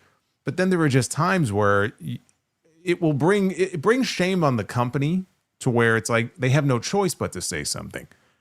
So that's really what was surprising to me, is that nobody jumped up and said, hey, wait a minute. Like, because it was clear everyone was talking about it. It's not like you can say you weren't aware of it. In a situation like this, you should say something. But I think as a general rule, they just take a very hands-off approach and let the talent, who can obviously also go out and book, their own shots outside the company. That's something WWE talent can't do. So they work a little bit differently in that regard. There's more freedom there, which you could say is a great thing until something like this happens, and then it's not so great. So I think it's more of a case-by-case thing, where if somebody says something so shockingly dumb, yeah, you want to pick up the phone or you want to text them and say, hey, and say something about it. I don't think that I don't want to see a situation where every tweet people are posting is, has to go through AEW legal to be approved or not approved. I don't think anybody is asking for that. They're just asking for some common sense here. And there's just certain things that, shouldn't be said, or certain things that are said that are just incredibly dumb and potentially damaging to the company that person works for. Then you should step in and say something. But I don't think that we're advocating for, a system where everyone's social media is like, hey, hand over your password. No. Nothing like that. No. But all it takes is one incident like this to kind of ruin it for everybody. And it would be hard to blame the company if that's something they wanted to do, because look what happened here. It turned into a whole big deal. Listen, I got people, close friends. Shout out to my guy Rusty. His wife has MS. He tweeted that, and I can quote, Ricochet could go kick fucking rocks. Not a fan anymore. I don't know how they're going to handle it. I don't know if there's a fine or a suspension. We'll probably never hear of it, or probably handled internally, and that'll be reported. Ricochet should absolutely give some of his paycheck to a credible MS foundation or something along those lines. Do something, turn this into something good. But hopefully he's learned his lesson. I don't want to see anything bad happen to him. I don't advocate for him getting fired like some of these fucking tools on social media. He should not be fired. Maybe a little bit of a time away from social media, put the phone down. You know, I want to see him thrive in AEW. I love his work. Hopefully he's learned his lesson from here. Well, I mean, again, that's just the whole thing. Like, I mean, again, if he is that against, you know, as he calls it, the IWC, who are his audience now. Well, yes, but I'm just saying, like, if it's that bad and people, and also a combination of that, just the way he feels about it and people saying things that, you know, obviously he doesn't like, maybe don't spend as much time engaging with them, or just kind of block and move on. You know, it's what I do. I mean, when people say dumb shit or terrible things, and believe me, there are, you're never going to win by engaging with these people. This is the mistake that a lot of people make, especially with trolls online, and they choose to engage because they can't help themselves. Because sometimes you can't help it, right? You just have to. Yeah, you get 100 positive comments and you reply to the one negative comment. I've done it so many fucking times, man. Yes, and it's understandable, but sometimes the best thing to do is to block or mute and move on, because there's just no sense in wasting your energy on something. You're fighting a battle that you're not going to win, because they're not dealing with you in good faith. Right? They're trying to get a rise out of you. Yeah. They're trying to get a reaction out of you, saying horrible stuff or whatever the case may be. Block, mute, and move on. You know, I've done. Listen, man. At the turn of the year, I'm very proud of myself, because I've talked about this to a few people that are close in my circle. I've actually have taken a huge step back from social media. If I tweeted 12 times during a Monday Night Raw, I think this year you maybe get 2-3 tweets out of me. Shows aren't really all that great. So, you know, I've developed a mindset where 2 years ago, I felt like I had to get everything that I was thinking out on social media in a public setting, and everybody's going to know exactly what I'm thinking every fucking moment of the day. Like, I've taken such a huge step back from that. And you'll hear from me once or twice a show, or something big happens, I'll throw a tweet out and give my opinion on a certain topic or a storyline. But man, take a scale back. I feel a lot better for it. And Jesse has advocated for that. For me, for years. He's like, bro, put the fucking phone down. Because at some point I was like addicted to just like, I gotta get engagement. I gotta get people to fucking watch my shit. Bro, we don't need that stuff anymore. We're so much better than that. I feel like I'm so much better than that. And just handle your business and do what you got to do on the streams, and, you know, do your job. Like, I feel like I don't need social media to the point where I used to feel like I needed it 2 or 3 years ago. So I'm very happy about that. I think a lot of people should take that under consideration. Listen, social media addiction is a real thing. I did not want to fall into that trap. There's enough negativity on there where it's just like fucking makes your head explode. I don't want any more of that coming back to me. So. Well, look, I mean, they're a wrestler. Was it The Undertaker? There was somebody who not that long ago talked about how, you know, these days there are a lot of wrestlers who, as soon as they're done with their match, the first thing they'll do is they'll go back to the locker room, and the first thing they do is they jump on their phone and they jump on social media. Yeah. First thing they do. And I can understand it, especially if you're like an independent wrestler, you want to use social media to really help engagement, build your brand. Like, I get it. But the idea that, you know, we need that immediate like reaction and feedback or gratification or whatever it may be, it fucks with your head. And it can make you do some stupid things. And we've seen a lot of wrestlers say a lot of really stupid shit. That's why when I talked about this on my show, I said, it reminds me of the famous quote from Big Damo, the former Killian Dane, and it's just an evergreen quote. You can apply it in so many different situations. At the end of the day, some wrestlers are just fucking stupid. I don't know what to tell you. That's it. That's it. So yeah, that's that story. Hopefully he's learned his lesson, and we genuinely wish the best for Ricochet and Samantha. So hopefully they can move on from that situation. All right, man, we got some WWE things to talk about here. We got SmackDown, Raw. What do you want to talk about? I think we talk about SmackDown first. Yeah, let's go SmackDown. All right, so I watched SmackDown coming back from the Hawk Show, and I felt like I didn't really miss much outside of a segment here or a segment there. I guess we'll start with the big overlapping thing that everybody was talking about, and that's Randy Orton and his attack on Matt Cardona. Now, I was surprised to see Matt Cardona in this spot. It does make sense because he's buddy-buddy with Cody Rhodes, but there was a which, to be fair, they really haven't done a very good job of establishing that on TV. No, they have not. They've had maybe one interaction that I remember, and Matt Cardona made hopes and desires that one day he'll be WWE champion, and then Cody offered him anytime you want it, man. You know, but that's never going to happen. Randy Orton called Matt Cardona a mark-ass stooge, an indie nerd, and you got the nerve to talk to me of all people like that. Don't you have some action figures to go play with?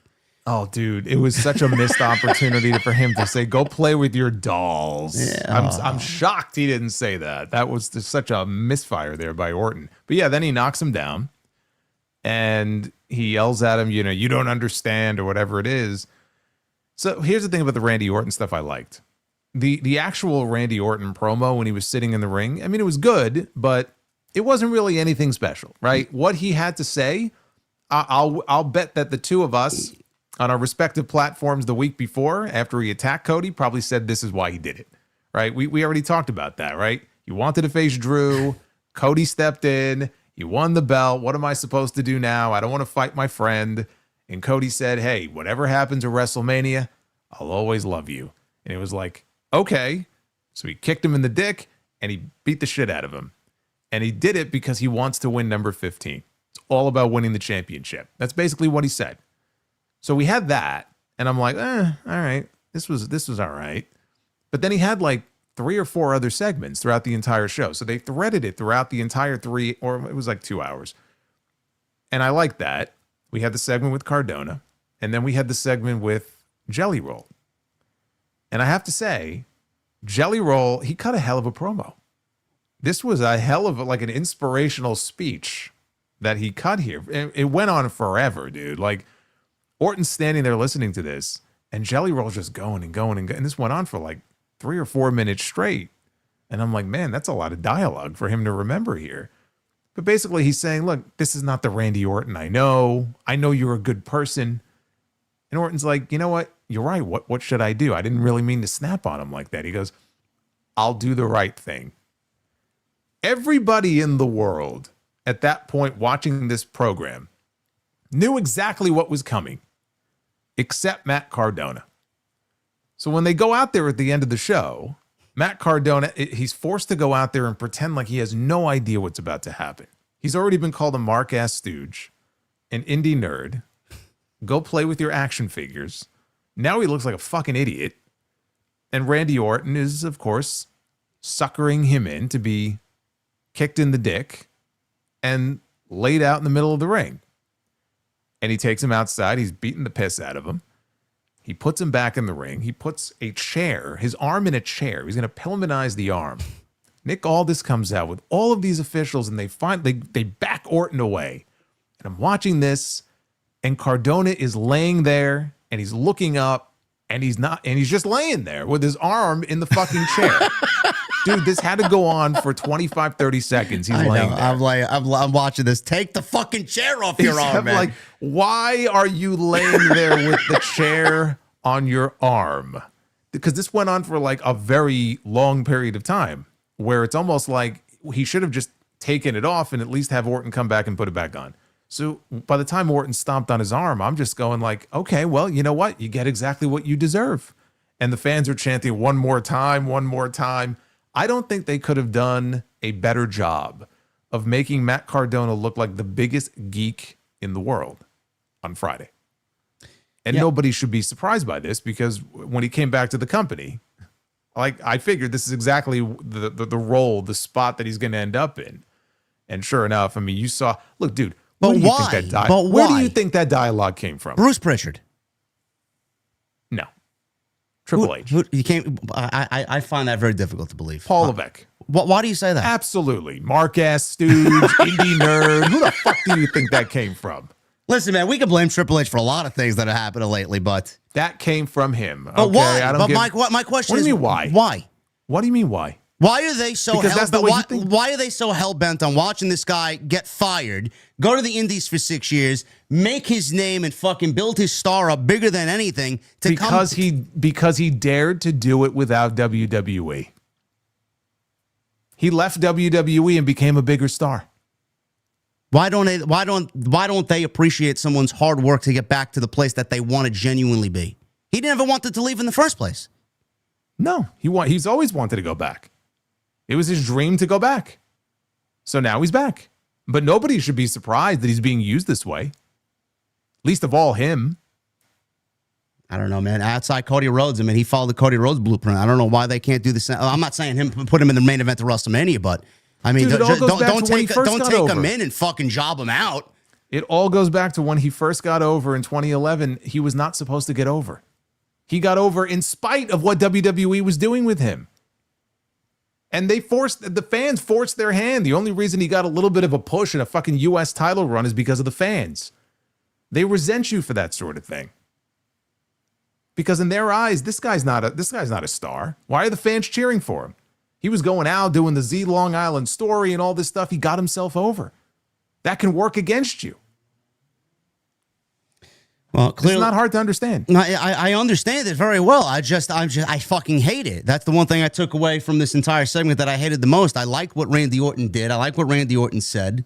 I just didn't like the fact that they said and did what they did to Matt Cardona. I actually feel bad for him, genuinely. Like we both know how hard he's fucking worked and the work that he put in, the time he fucking killed his body to get over. Only to get back home and be with his wife and travel with his wife and get back to the place he never wanted to leave in the first place, to get called a mark-ass stooge, an indie nerd, and go play with your fucking toys. And he got back to where he wanted to be, and he gets to work with his wife. He got to keep his name. Like, these are all positive things, but he can't be surprised that this is the role that they have basically slotted him into.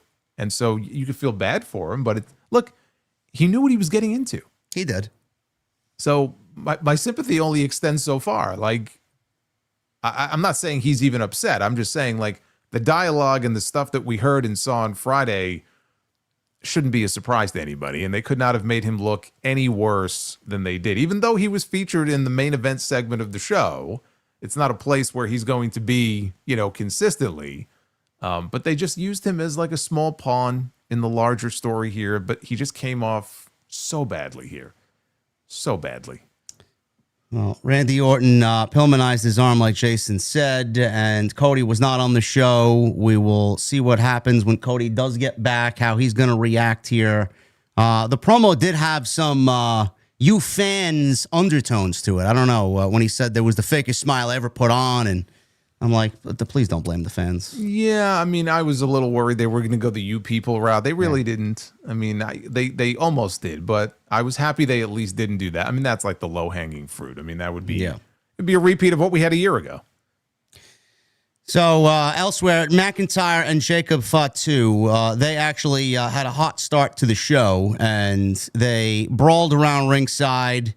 The announce table was rearranged while McIntyre was getting destroyed by Jacob Fatu. Security got out there, got Fatu to back off, and then he hit a big splash through the timekeeper's area, crushed McIntyre through the commentary table, and McIntyre was left lying on the rubble of the commentary table. Hot start to the show. And then we fast-tracked to the end of the show, and they were brawling on... Well, dude, before we get to the end of the show... Yeah. They were brawling all throughout the entire 3 hours. This has to be the worst security team that I have ever seen in my life. 3 hours. They could not contain these two men. And so there was a segment in the middle of the show where we were watching the MFTs in the back. And Tama Tonga had the best piece of advice that I've ever heard in my life. And he told Solo Sikoa, give it back. Just give them the lantern back. And I'm like, yes, you should give the lantern back. And Solo was like, what did you say to me? And then all of a sudden, here comes like Fatu and McIntyre, and they're brawling into the camera shot. And then when they came back, like the MFTs are gone. So they wanted you to see that throughout the entirety of SmackDown on Friday, these two men never stopped brawling. And so when we saw the Orton segment at the end, and Orton is being backed down the aisle, right? Nick Aldis and everyone's getting him away from the ring. on the screens behind him, we see that there's a commotion. So Aldis and all the referees, they leave Orton and they sprint to the back, and the cameras are following them, and they're like running back, which is kind of funny. I was like, okay, Orton's going to run back to the ring now and just continue to murder Cardona. But they go to the back, and now they're outside the building. They're in the parking lot. I don't even know what was this structure, by the way, that they were I was about to ask you. I didn't know what to call it. Like, what the fuck was it? I said it looked like an oil rig. I don't know. I mean, it was like, I don't know what the fuck it like was. Like a power generator or something. I don't know. I don't know. Maybe like a watchtower, whatever it was. And there's like a ledge outside, like almost like a terrace. And so they're fighting on the ledge over the railing, and they're kind of dangling off, and they're punching each other, and they're headbutting each other. Now there's a white fence. And Aldis and all of the officials are on this side of the white fence, and they're just watching, because apparently they're powerless to get any closer to where these men are. So they're watching on. Don't do it. Don't do it. And they end up going off the side of this thing at the same time, but we can't see the moment of impact when they presumably splat on the ground because of the white fence. And so they fall to their doom, and they call medics, and that's how they went off the air. So as far as we know, we don't even know if Jacob Fatu and Drew McIntyre are alive after what we saw at the end of SmackDown. I mean, they could be scraped up off the floor for all we know.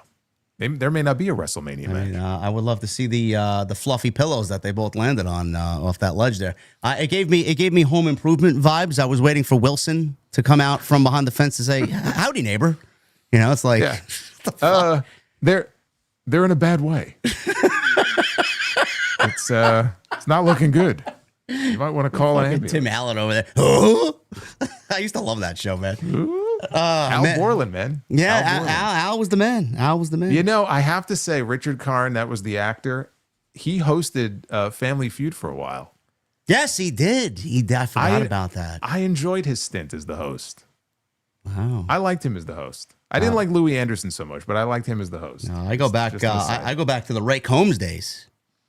Yeah, well, that's what I go back to as well. I mean, Richard Dawson is like, he was the first host, and he was like the most famous of all the hosts. He would kiss all of the women. Didn't matter who they were. It could be the mother, it could be the grandmother, it could be the daughter. He would kiss them all. Yes. And back then, nobody batted an eyelash. You wouldn't see that today, but like that was his thing. And so he hosted for many years, and Ray Combs is what I grew up on. And unfortunately, he offed himself. But yeah, how did we talk about Family Feud? How did we end up on this topic? You mentioned Al Borland. All right, you mentioned Home Improvement. Yes, I mentioned Home Improvement with the fence. It reminded me of Home Improvement. I got to give Steve Harvey his credit though. I think he's a great host for Family Feud. Yeah, Steve Harvey is good. Yeah. Steve Harvey is good. So yeah, that was that. What type of stipulation you think we're gonna get? Because I said last week, I'm like, if there's one match that gets a stipulation, because there was news that WWE wants to add some stipulations to these matches at WrestleMania, this would be one of them. What do you think we get? Like a Sin City street fight, or a first blood match, or something like that? Well, there's two that came to mind. One, and I don't trust that they would really take full advantage of the stipulation, is Falls Count Anywhere. If anything really called for it, I feel like this one would, but I wouldn't want to see it unless they were really going to brawl like all over the place. Yeah. Like to the back, outside into the street. Remember years ago, Al Snow and Bob Holly, they fought into the Mississippi River? Yes, they did. Shit like that. Yeah. Right? So unless they're going to do that, we all saw the reports a few weeks ago that the original plan was Cody and Drew inside Hell in a Cell, and they decided to go a different way with it. We got Cody and Randy. It doesn't mean that they still won't do a Hell in a Cell. Do you think they maybe say the only way to contain these two is to end this inside Hell in a Cell, and we get a Hell in a Cell match? I like it. I'm down for it. I can see it. Let's see how that plays out. I am all in favor of that. I think that adds a lot of juice to the WrestleMania card, which honestly we'll get into. I feel like the card on paper is already significantly better than it was last year. So we will definitely round up everything after this week's television. We have 25 days to go before WrestleMania. We'll give another grade for WWE up until this point. We have an update here from Zay in the chat. Jacob posted that he is in San Francisco for the Yankees and Giants game, so he is alive. Okay. It's good to know. We have proof of life. Yes, which is on Netflix, by the way. Well, you know who else is being sent to the Giants and Yankees game tomorrow? I would hope Damian Priest. No, the Usos. Ah. And apparently, are we eating in fucking San Francisco's ballpark? What probably, but now last week on Raw, they announced the Usos against the Vision for Raw last night, and they said nothing about it being a title match. During the week, they announced that it was all of a sudden going to be a World Tag Team title match. Last night, it was back to being a non-title match. So I wonder if it was going to be a title match and then Netflix wanted to send the Usos to the game and they wanted them to have the belts, so they made it a non-title match, if that gives away that they're dropping the belts next week instead. To do what with exactly? Well, they're going to make an appearance. Apparently, they're going to be part of the broadcast in some way. So they'll bring their belts with them, and they'll be there representing WWE as the tag team champions. No, I mean, not that. I get why they would want that, but what sense would it make to give the Vision the titles right before WrestleMania? Why not do it at WrestleMania? Well, the Usos have been roped into this Roman and Punk stuff, so it's not out of the realm of possibility that they may not have a match, but they may have some sort of role in the main event. Well, I mean, if it spares us that match happening at Mania, I may actually be in favor of that decision, honestly. Speaking of tag team titles, we have new tag team titles on, or champions on SmackDown. MFTs, Tama Tonga and JC Mateo lost to Damian Priest and R-Truth. What'd you make of that? It almost felt like Damian Priest was shocked that he won the tag team titles with R-Truth. I think Damian Priest was shocked that he was in a match where the crowd actually reacted. I mean, it was amazing. There was actual noise. Look, I mean, it was a nice moment for Truth. They were in North Carolina. It's his home state. So I'm sure that had a lot to do with why they, and he was the one who got the winning fall in the match. So I think that's really what it was, just to give them a nice moment. And look, I think for Damian Priest, this may be the best thing that they could have done with him, because I still maintain that Priest is at his best when he has somebody to play off of and he's not just by himself. So this might actually, make people more interested in what he's doing on the show, because people love Truth. And so by associating the two of them, I mean, it's almost like Booker T and Goldust. When they were a tag team, it was total comedy, but the fans got behind it. And maybe that's the vibe they're going for here. I've stated my case about what I think about the state of the tag team division. I mean, it's in fucking shambles. But for Priest, I don't think this is a bad thing. I think this is a good thing for him. No, and also it gets the tag team titles away from the fucking Wyatt Six and the MFTs. So we can focus on maybe getting other teams involved now instead of a torment of those two teams every week. So thank God for that. But yes, Damian Priest and R-Truth are walking into Mania as the tag team champions. Not like they'll have a match or anything, but I'm just glad that they're off the fucking MFTs.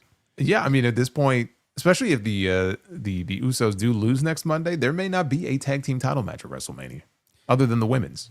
Quite honestly, the tag team titles and the tag team division don't even deserve it. So I could care less.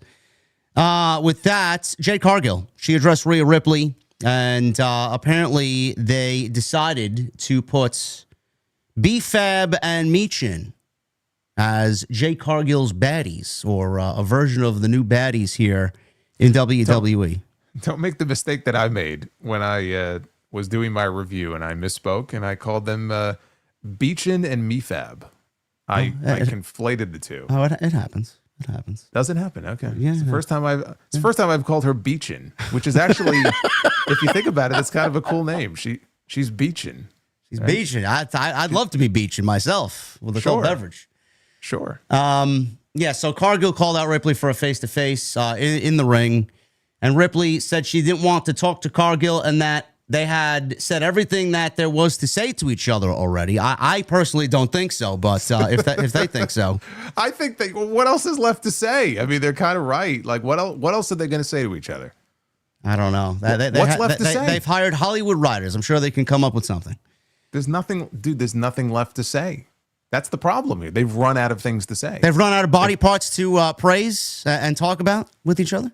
Well, I mean, they've talked about their physiques and how strong they are, right?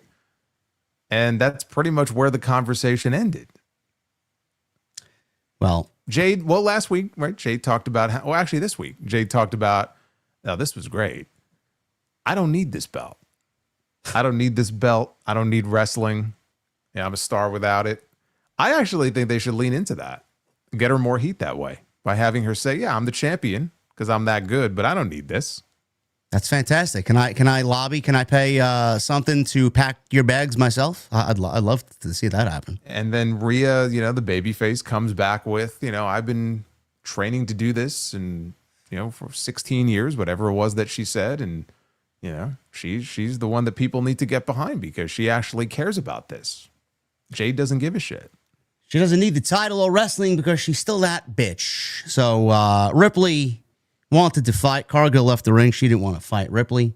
As she backed up the ramp, she was met by Michin, who has her trusty kendo stick and B-Fab. And despite feuding with Cargill, obviously, and going nowhere, now they paired these two with Jade, revealing a new alliance, and they beat down Rhea Ripley, and Jade ended up hitting Jaded to end the segment.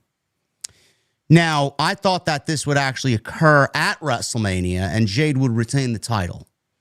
Now, I don't know what you think of this, Jason. My first instinct here is to say, no, I'm not a fan of this. You know, Michin and B-Fab, no matter how they feel they may add to Jade Cargill and give Jade some backup here, we've been conditioned to look at Michin and B-Fab as two losers.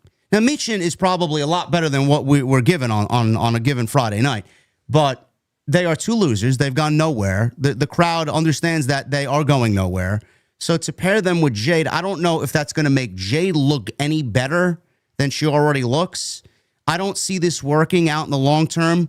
Sure, it's a simple story of, well, if you can't beat him, join him. It's a simple pro wrestling trope. But where does this exactly go, and how is this exactly going to enhance Jade Cargill? I don't see the point in it. Well, I mean, it's not really about making Jade look any better than she already looks. It's that, you know, she has two lackeys now who can do her dirty work for her because we have 3 weeks left to go until WrestleMania. And so every opportunity that Rhea tries to get her hands on Jade, she's got two people that she can beat up because it's too early to beat up Jade. That's really all this is. I'm not sure how long this alliance is even going to last, you know, beyond WrestleMania, maybe a few months. I don't really have an issue with it. Like, I think that, you know, I don't know that they're going to call them her baddies like they did in AEW, but that's basically what they are. I like it. And it is something for B-Fab and Michin to do. It's not like they're going to be positioned in any kind of strong way, but it's a way to get them on television. And again, for the story they're trying to tell, you have 3 weeks left to go until WrestleMania. How many more of these promos are we going to have? You got to do something different. I know they didn't lean into any of that social media stuff that they were asked to take down, and that's very disappointing. And they didn't do that. They went a different way with it. But the reality is, Rhea is going to need people that she can get her hands on as she's attempting to get to Jade. You want to build interest in people seeing her finally get her hands on Jade Cargill. Well, you got to wait until WrestleMania to see that. That's all this is. This is just a way to kind of bridge the gap between now and Mania until we get there. And then I'm sure they'll factor into the match in some way. I don't want to say who's going to win yet. We're not there yet, but I don't have an issue with it. I mean, you can just say the logic doesn't make sense because Michin and B-Fab spent months and months feuding with this woman. So the easiest way to justify it is, well, if you can't beat them, join them. And it's a pretty thin explanation. I don't hate the idea, though, of having two, you know, followers or lackeys with Jade. Not a bad idea. Do you see this as Rhea is going to be fighting from behind over the next 25 days? She's obviously got no backup here. It's 3-on-1. Do you see this kind of working in Jade's favor up until WrestleMania? And do they use this as a way to potentially bring back Bianca Belair to maybe back up Rhea Ripley at WrestleMania? Do you see that happening? I would love to see it, but I've given up on trying to figure out when Bianca's going to be back. I mean, she's still going through rehab, and there's been no updates. She had the surgery on her finger. There's been no official updates on, you know, where she is in terms of her recovery. I would love it. Again, I thought she would be back at the Rumble. That's before anyone realized she was having surgery on her finger. But if they were saving her return as a surprise for Mania, where she was going to show up, I think it would get a great reaction. It would be great to get her back if she was, medically cleared to actually wrestle. And if Jade was to retain the championship, you've got a ready-made match they can build to. So I'd love it. I'd love to get her back in the mix. I've been waiting months for it. Man, that's a nice step up. You do Bianca, Jade, and you got Rhea on SmackDown over there, and you start building towards Rhea and Bianca at some point. Man, that's something I want to get behind right there. Oh, yeah. So hopefully we'll see what happens there. Jade was actually recently interviewed, and she mentioned that Rhea Ripley was not her first choice as her WrestleMania 42 opponent. She says this, and I quote, "The opponent I thought I was going to face at WrestleMania was Charlotte Flair. We've been teasing it for so long, and I think that is a money-making match. She's a queen, and I am as well. I think we have such similar aesthetics sometimes that it is more of who is really that queen. I did not really book Rhea as being the person I would have my Mania match with this year." Even though she did say that when she first entered the company, one of her matches on her list of matches is Rhea Ripley at number 1.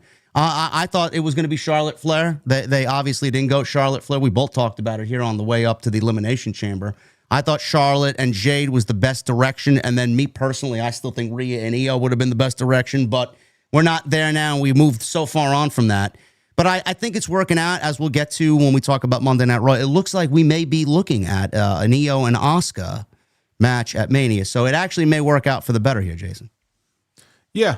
I mean, that was the match I was hoping to see, and all indications are that that's what we're going to end up getting on the Mania card, especially with that video that Io posted on her IG after the show last night, where she basically said, she's got this match coming up at Madison Square Garden next week with Raquel. Coming out of the match, she said, "I'm going to focus on Asuka and Kairi." That pretty much gave it away right there, and that's the right move to make.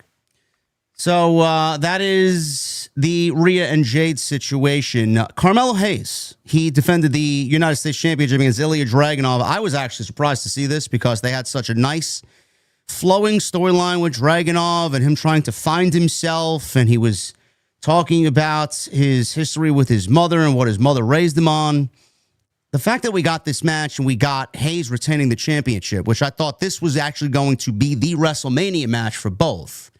The fact that they did it here and Dragunov lost, now we are to assume that this will not be the WrestleMania match, which makes me wonder, Jason, if someone is listening to you and your idea about Dragunov and his WrestleMania potential plans with Gunther that you pitched might actually become a reality here. I'm hoping that it is the case. You know what the real shame is in hindsight? It would have actually made more sense to have Gunther doing an open challenge at WrestleMania and not Brock. I said the same fucking thing on Coach's show today. Now, looking back at it, yes, absolutely. It would have made more sense looking back at it because, I mean, who would have known Rey Mysterio wouldn't be medically cleared still? Because I'm sure that's the planned match for Mania. And look, maybe it'll still happen, but 3 weeks in a row. The only reason that he was even mentioned on the show last night is because CM Punk name dropped him in his promo. If Punk didn't mention Gunther by name, that would be 3 weeks in a row without even a mention coming out of the win over Dragon Lee at the beginning of the month. So they're waiting, I guess, to see what happens with Rey. And it's just, I understand injuries happen, but the fact that he is even in this position in the first place where it looks like he's in jeopardy potentially of not having a match at WrestleMania is crazy to me. But if he had the open challenge going, you could take your time. You can go all the way up until Mania itself and figure out what you need, what you want to do, and then come up with an answer. All I'm saying is it looks like Dragunov and Melo is very likely not going to be happening at Mania. We don't know that, but he lost clean, dude. Like there was no controversy about that finish on Friday. And so he lost. If they wanted to do it, it's right there. And there's a history there. All you need to do is educate the audience, put together a great video package. They got a great production team there who does that sort of thing. It's not that far-fetched. And at least we get a great competitive match out of it. That even if Dragunov loses again, even if he loses, but he brings Gunther to the brink and gives him the toughest challenge that he's had to date, that could be all that it takes for Dragunov to get his confidence back. And it actually works perfectly for the story they were telling with him on SmackDown. And he can be back to himself. It's right there. Yeah, it is. I mean, I'm all for it. I mean, it's either that or Gunther goes and wrestles Penta for the IC title, which nobody wants to see that because nobody wants to see Gunther get the IC title back. It's unnecessary. No.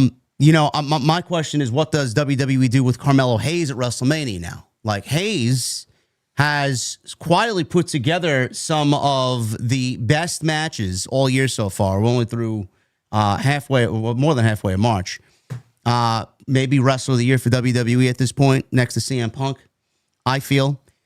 What does he do at WrestleMania? Because in my opinion, no hesitation, Melo deserves to be on the WrestleMania card. That United States title deserves to be on that WrestleMania card. Whether it's a multi-man match, it needs to be defended. So I don't know what he does. He's run through everybody. What does he do? He's run through everybody. Maybe Johnny Gargano rises from the crate. And, I mean... Here, let me ask you a question, because we were just talking about Dragunov and some of those promos with Melo where he's having like this morale issue or whatever, but like he's lost his confidence, right? He's lost his mojo. And then I'm watching like Johnny Gargano laying on this crate, all depressed every single week. Sami Zayn's going around. He looks like a sad sack. What is it about SmackDown where everybody is fucking depressed? I mean, I guess it's SmackDown, so I get depressed watching the show myself. They don't like coming to work. That's their fucking problem. Maybe I just answered my own question with that. It's fucking 3 hours of SmackDown. But like everybody on this show seems to be depressed. We don't have this issue on Mondays. It's only on Fridays. It's very bizarre. Very weird. We got masked men on Monday. We got depression on Fridays. Before that, it was theft. Like, yes, I don't know what's going on with this place. It's always something. It's always something. But again, maybe Johnny can he can find himself, and I don't know, dude. I don't have a good answer for you. I'm very curious to see what Bruce Pritchard and Triple H's Netflix history is like. What the fuck are they watching in their extra hours, man? I don't know. Ray Phoenix. If they hadn't done that match already, I'd say Ray Phoenix. But again, it's been done.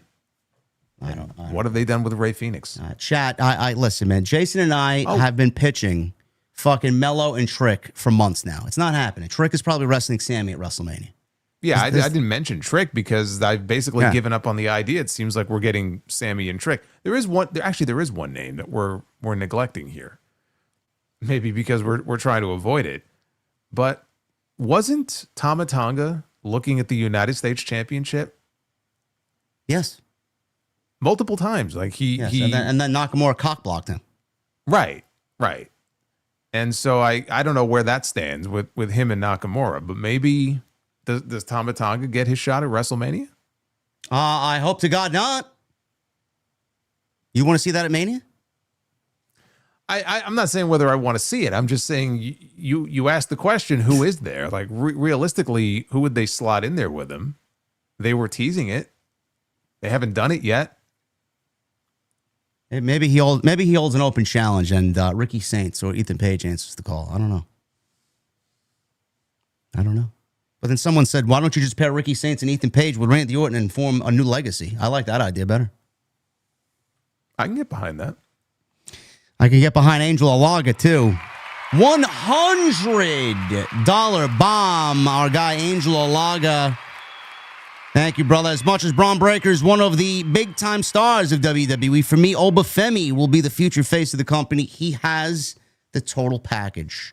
It is very difficult to disagree with Angel. I am very much in agreement with that. I'm more Oba than I am Braun right now, obviously. I'm very high on Trick myself. Trick is great, too. He's gotten over in a way that I wasn't really expecting it to happen this quickly. We will definitely touch upon Oba as he had a great night on Monday Night Raw in just a little bit. Speaking of Tama Tonga, he was in the news this week. WWE issued Tama Tonga a 5-figure fine for posting a social media video showing the arena, stage, and ring during rehearsals ahead of a March 20th episode of Friday Night SmackDown. Now, Tama Tonga posted a 360-degree shot of the venue and the Titantron with the countdown where you usually see the countdown and they allow people come into the building, and you saw Solo sitting in the aisleway and various wrestlers rehearsing in the ring. So this was not something that WWE looked kindly on. And the 5-figure range was not really detailed specifically money-wise, but it was said between $10,000 and $100,000. So the fine obviously drew criticism on social media. It's a pretty big range. Yeah, it is a big range. Many pointing to the apparent contradiction of WWE punishing talent for showing behind-the-scenes footage while the company simultaneously airs Unreal on Netflix. So, speaking of range, I just want to mention this. Mid-range in the chat actually had an interesting suggestion. Open challenge. Carmelo Hayes, Royce Keys accepts. I could get behind that too, but I feel like Royce Keys is going to save Jelly Roll next week on Friday Night SmackDown. Yeah, I mean, it's pretty clear they want to bring him in as a babyface, but I mean, you could still do that. You could still be a babyface, but they really wanted him to kind of have a big moment out of the gate, showing up and winning the U.S. title his first night in. I mean, that's what Dragunov did when he came back. First night in, he won the title. Yeah, well, I mean, I don't think I would have debuted him in the Royal Rumble if that was the case to get eliminated in 10 minutes. No, but that's I wouldn't have either. That's just me. So yeah, Tama Tonga got fined. A lot of contradiction according to fans on social media because WWE airs Unreal on Netflix. This also is not the first time that Tama Tonga's social media activity has created problems in 2026. Earlier in the year, he accidentally spoiled a surprise Royal Rumble entrant when he posted a clip of himself at a bar that inadvertently showed a face paintless Mr. Iguana sitting in the background. They were smoking hookah. Interesting, because I was going to say, he backstage recently at one of the events, he had posted a photo of a maskless Rey Fenix. He's just unmasking everybody, apparently. But look, I had never seen Rey Fenix without the mask before. Now, you could kind of see him through the mask. Seeing him without the mask was weird. It was not what I was expecting. Yeah, I didn't see that particular photo. I saw the Mr. Iguana one though. With this story, I said this today with Coach. WWE, Vince McMahon would have fucking fired whoever this was, no matter who it was. I mean, this was very, very just no in WWE.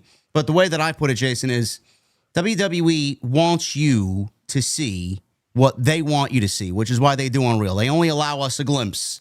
So when you got someone like Tama Tonga going out there and blatantly showing you exactly what happens before they let the fans in the building, it's like, all right, what are you doing? We are in control. We control that narrative. We don't want you to see anything more than what we allow you to show you.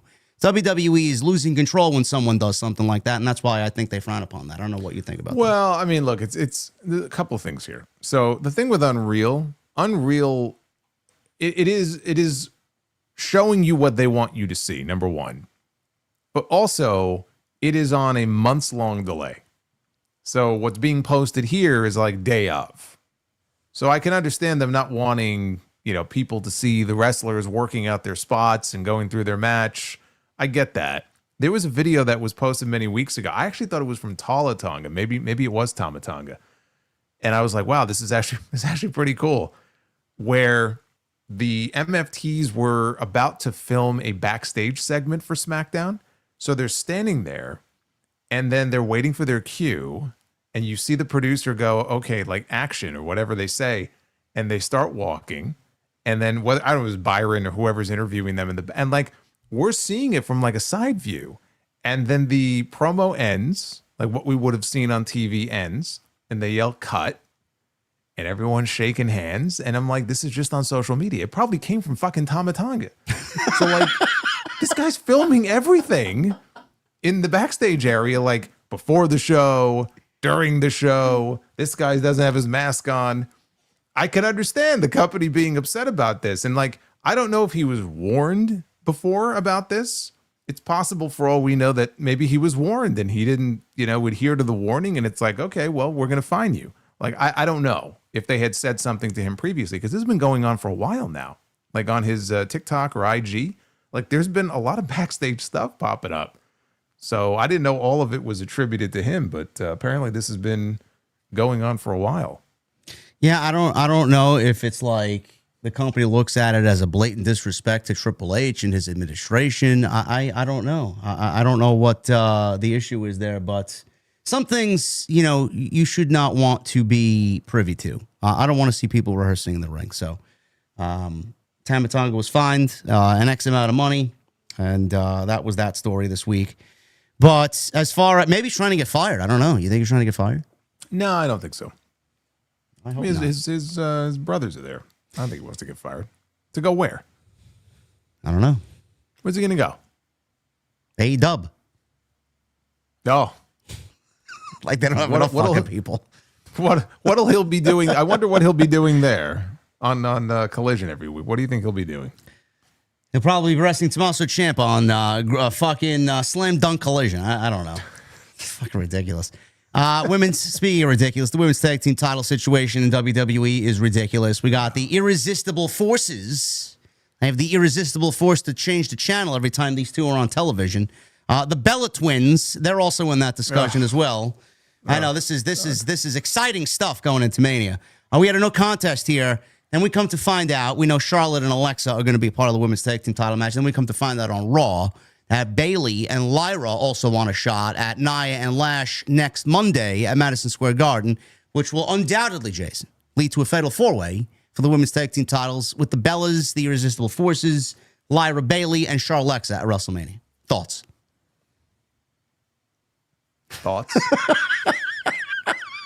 I don't really have much in the way of thoughts on this. I mean, this is Jason will be getting up during. I can picture it right now. Jason's going to get up when this match is coming on screen. WrestleMania 42, night 1 or night 2. Your StreamYard thing popped up, and he will be getting himself a nice big bowl of pretzels, maybe using the urinal, and hopefully by the time he gets back, the match will be half over.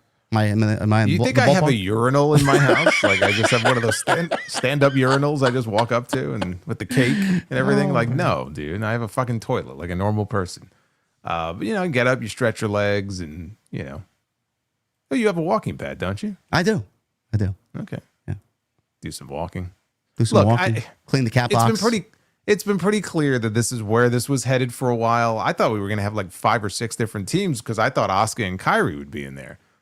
And I still feel like we might be missing more teams.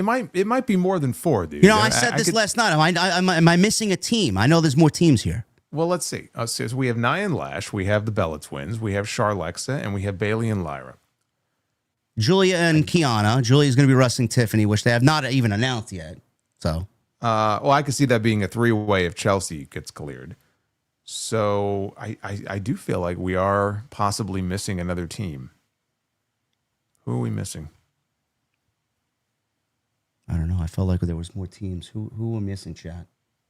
I feel like we had Rhea and EO. We had okay, so Rhea and EO. Yeah, they were there. Is no more. Maybe Asuka and Kairi not being in there. Maybe that's it. Maybe. Yeah, I don't want Chelsea Green in the United States title match either. Caden, I don't want that either. Yeah, one-on-one with Julia and Tiffany is more than enough for me. Probably a reason, though, that Tiffany has had so many segments with Chelsea and Alba over the last several weeks. Felt like that was building to something. If Chelsea gets cleared, where else would she end up on the card? I don't know. Apparently, they're doing the United States title match next week between Julia and Tiffany Stratton. I just looked down at my notes. They are, yes. Interesting. They've done this a lot. Like we were supposed to get Drew and Jacob on Friday, which we kind of did. We got the Usos against the Vision this week, and we're getting it again next week. And then we're getting Julia and Tiffany on SmackDown this week. So it's very, very strange the way they're doing this in multiple instances. Yeah, clearly they're running out of steam. That's what that means. Now, do you think that they would do this? Do you think that they would have Tiffany beat Julia on Friday to win the title? And then Tiffany will defend against Chelsea or someone at WrestleMania, and poor Julia will be reduced to teaming with Kiana and added to the tag team title match? I could see it. I hope to God not that doesn't happen. I would rather this one-on-one match happen at WrestleMania, and I'm assuming they're using this as a setup to maybe get Chelsea involved, like you said. But yeah, no, I think Julia is better than that. I would like to get Kiana on the show, though. I think Kiana deserves a spot there somewhere. Well, she'll be in Julia's corner. Yeah. And maybe if Julia loses the championship, we get a split between them, because I don't see how this pairing is really benefiting either one of them. No, I hope that is the ultimate goal sooner rather than later. But Yeah, that was SmackDown, and that's what's coming up next week on Friday. We will both be live, obviously. Kit Wilson versus Jelly Roll is happening. Julia versus Tiffany, and then the Bella Twins will be battling Charlexa. So you, son of a bitch, you... What'd I do? Well, you weren't here on Friday to do your live... No, I had a family dinner to attend. SmackDown review. So I had to sit here on my live stream and talk about Jelly Roll and Kit Wilson and their in-ring segment. They had Def Jam, or what was it? Def Jam Poetry. Is that what they called it? I think that's what they called it. Or I'm sorry, Slam Poetry. Well, why am I being blamed for that? Well, because I had to sit here and I had to talk about Jelly Roll, talking about how he was porking Kit Wilson's mother when he was still fat, and he had to take the rolls of fat from his belly and drape them across Kit Wilson's mother's back. He was resting his fat on her back. I sat here, I almost vomited my entire dinner up as I was reviewing this. Like, that's me the entire time as I'm reviewing this. And I'm like, I have this visual in my head now, and I'm like, I can't get this out of my head. Because they were going back and forth. Like, Kit Wilson had like a poem, and he read the poem, and then it was Jelly Roll's turn. And so the first thing he does is he says, oh, because Kit Wilson said something about how you lost all that weight, and he mentioned Ozempic, and then he said, now you could see your little willy. So that's when Jelly Roll came back and he mentioned, well, your mom saw it, and then he mentioned the fat over the back, and I was done, dude. Like, I was done. Done. I had at least 4 glasses of wine at that point, bro. Oh, I'll bet. Yeah, I'll bet. Oh my God. You missed a hell of a show. No, and you guys wanted me to go live for SmackDown when I got back from House of Glory. Get the fuck out of here. Ridiculous. Anyway, that's SmackDown. Some people enjoyed the SmackDown because it was an unpredictable, chaotic mess. It sounded like I didn't really miss a lot.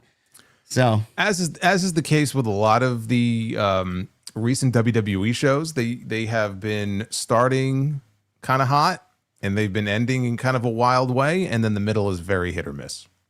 Which could be good, or it could be bad, because sometimes it comes off very forced, and then like, really, let's put the emphasis on this being a big WrestleMania program. It's like sometimes it doesn't feel natural, you know. But yeah, but that was the case I felt also with Raw last night.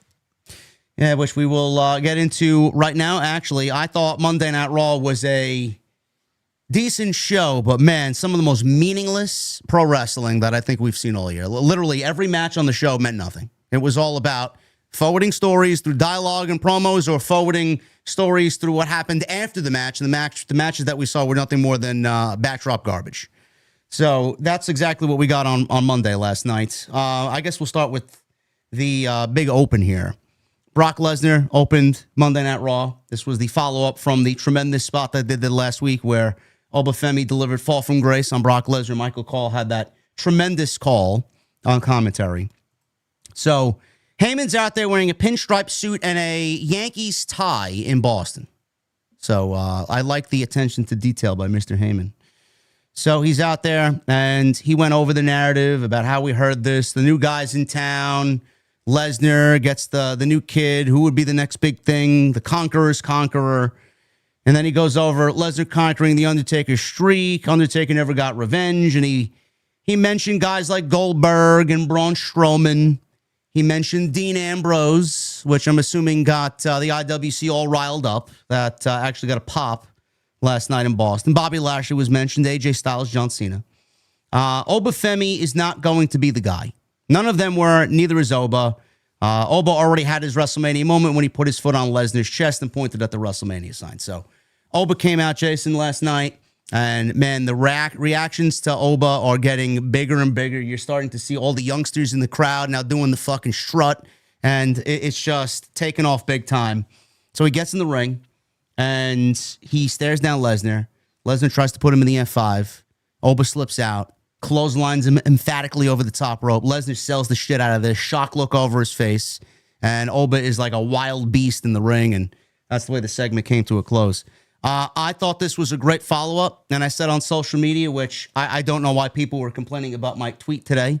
I didn't say anything outlandish. I said WWE is following the simplest formula possible to get Oba Femi over. And everything that they've done so far has been absolutely picture perfect. From last week into yesterday's show. Lesnar is tremendous. No matter how you think of him, no matter what you think of Brock Lesnar, his selling is tremendous. He's going to go out there and make this kid as big of a star as possible. And the clothesline, the fall from grace. Even if Oba loses, which people made into a narrative. I mean, there's 25 fucking days left. Why are we already writing Oba Femi off?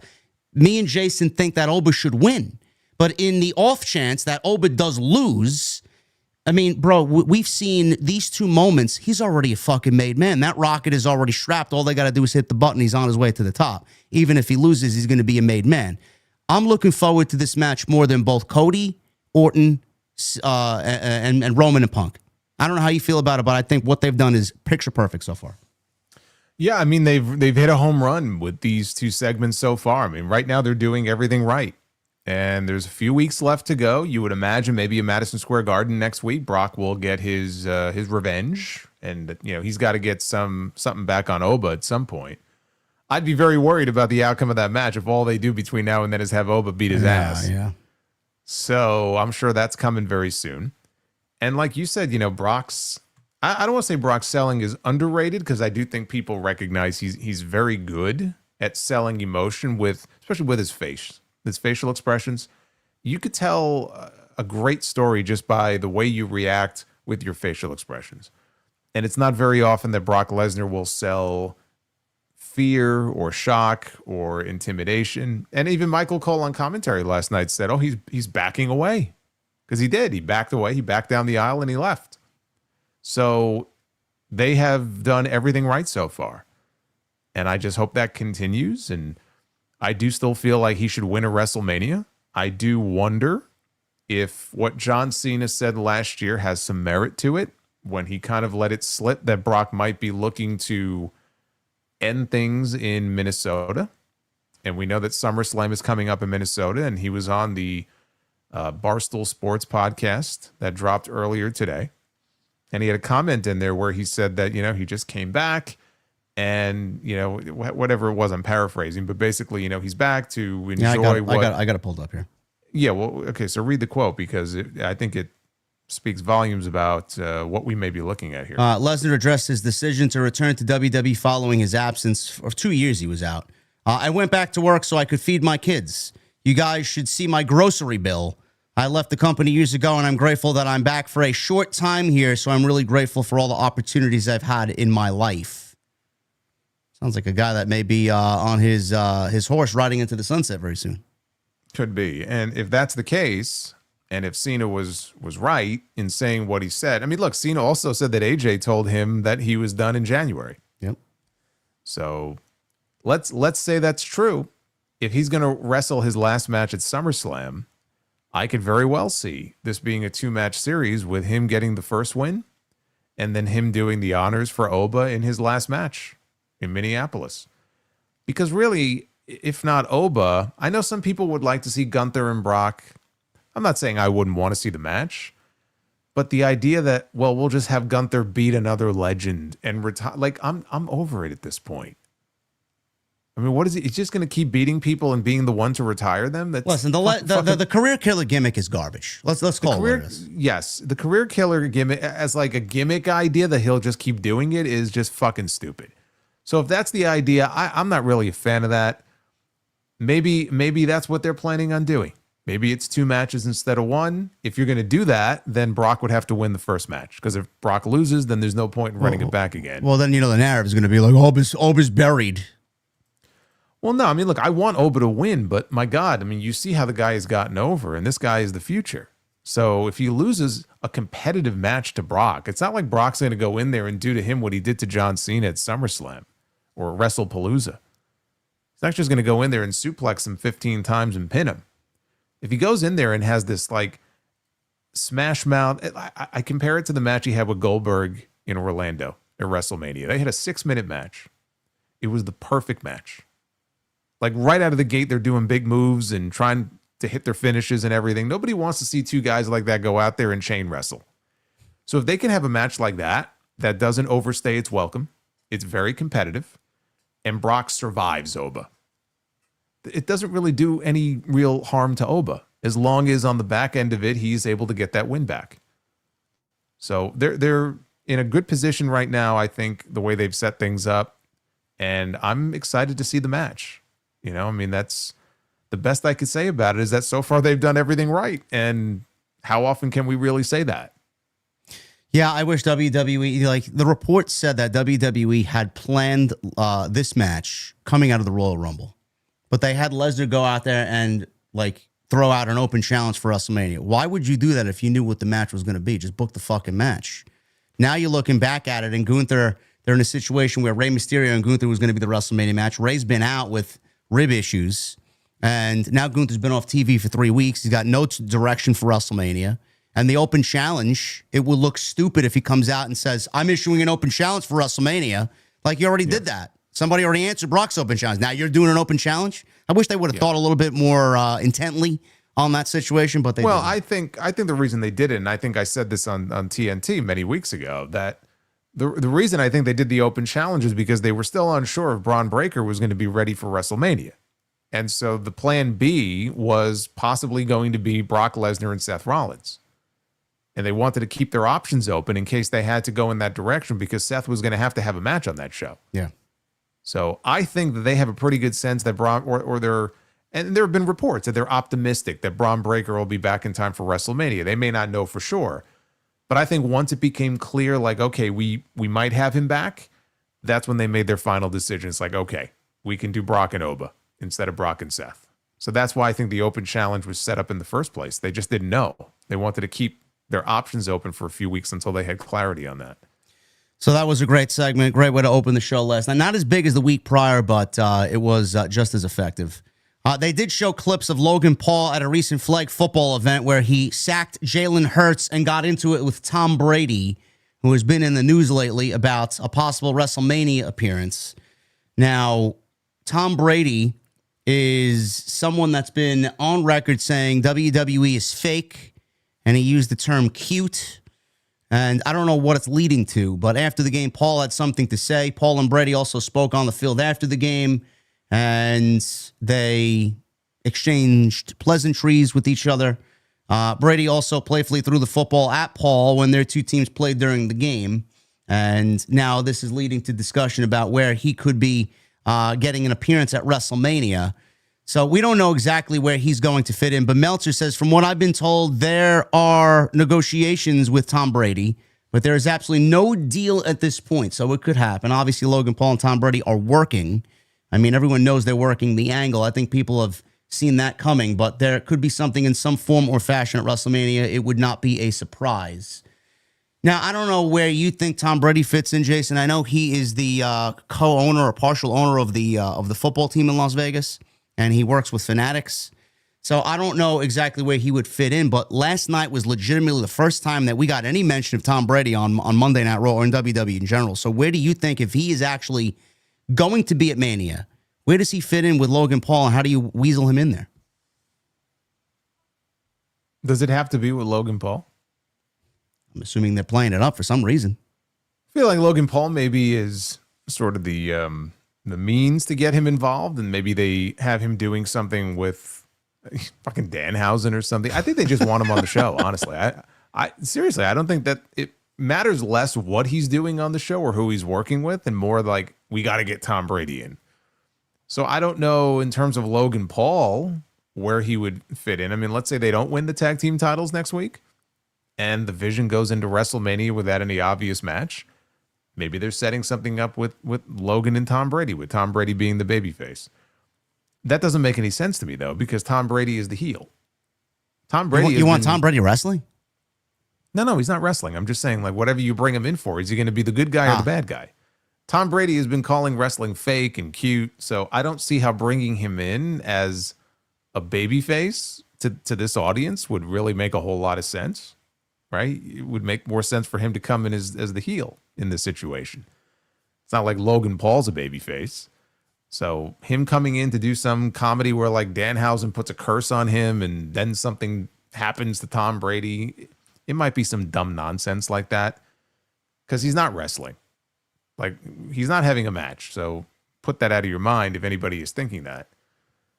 I don't see him doing anything significant. I think they just want him there. They could want him there. I wish Hey, Gunther needs an opponent. Gunther versus Tom Brady, huh? Well, Gunther puts him to sleep. He'll be the biggest babyface in the company. It would be. It would be. I don't care about this. It's just another one of them. Let's get a fucking forced celebrity appearance on WrestleMania where we don't really need anything this year, especially if they're going to have Jelly Roll. Just keep everybody on the opposite side of the barricade and just let the show go on the way that it needs to with some great stories and great pro wrestling. That's all I care about. Yeah, but JD, they had I Show Speed on the show last night, so maybe they're planning a WrestleMania role for him as well. It'll be Celebrity Mania. I'm not Soon surprised. You're going to have 2 nights of WrestleMania where the first night is nothing but celebrity shit, and then the second night is the actual wrestling portion. Well, he was cursed last night, so I'm assuming that some bad news is coming as far as like a sexual allegation or a Me Too movement to getting canceled or something for I Show Speed. I don't know. I mean, that's a little harsh. I was just going to say, yeah, maybe his password for YouTube will be hacked or something. Maybe. And you're going off on fucking allegations and shit. Holy shit. I don't know. It's got dark real quick. Jimmy and Jey Uso had a tag team match with Logan Paul. It was for the tag team championships, and then not. So I actually was very confused, as was everybody else. So then we got the announcement that next week at Madison Square Garden in New York City, it will be a New York City street fight for the tag team titles because the Vision ended up winning by DQ because Logan Paul had the brass knuckles get involved, and the Usos used the brass knuckles to knock out Austin Theory. LA Knight was also out there as well, which his WrestleMania status is so much up in the air that I think people have given up on booking him at WrestleMania. But well, did you see his elbow last night? I did not know. Was it tape? You didn't see LA No, Knight's I elbow? wasn't looking. No, I wasn't looking at his elbow. He had what it looked like a bursa sack. I mean, he had like this giant like tennis ball in his left elbow. Oh boy! And in checking, he has not wrestled since Elimination Chamber. Interesting. I did not notice that. Yeah. So he may not even be on the card because of an injury. So we will keep an update on that. But this match went to the Vision, and the Usos are now defending the titles next week.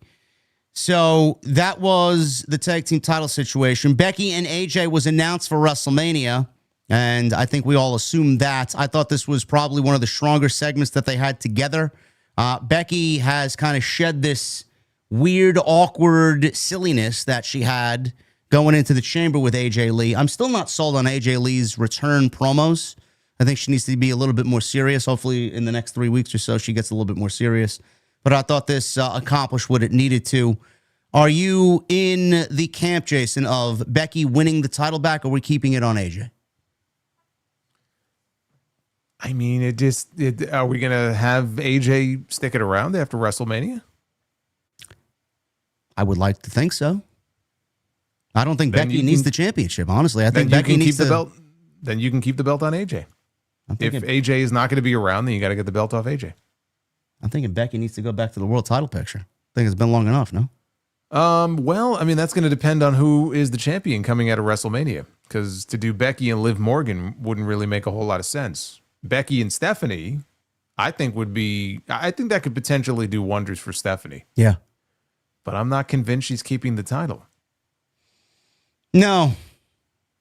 I listen, I think their match at the Chamber was good. I thought AJ looked better against Bayley than she did Becky. I'm not in the camp of like this is just a throwaway match. I'm looking forward to this to see what they do here. So that was announced. Well, I was surprised that there was no stipulation announced. I mean, there's still time to do it. Yeah. And I was wondering, what it could be. And to me, the one that would seem to make the most sense would be either a submission match or an I Quit match, because you have 2 women here who have submission finishes. Yeah.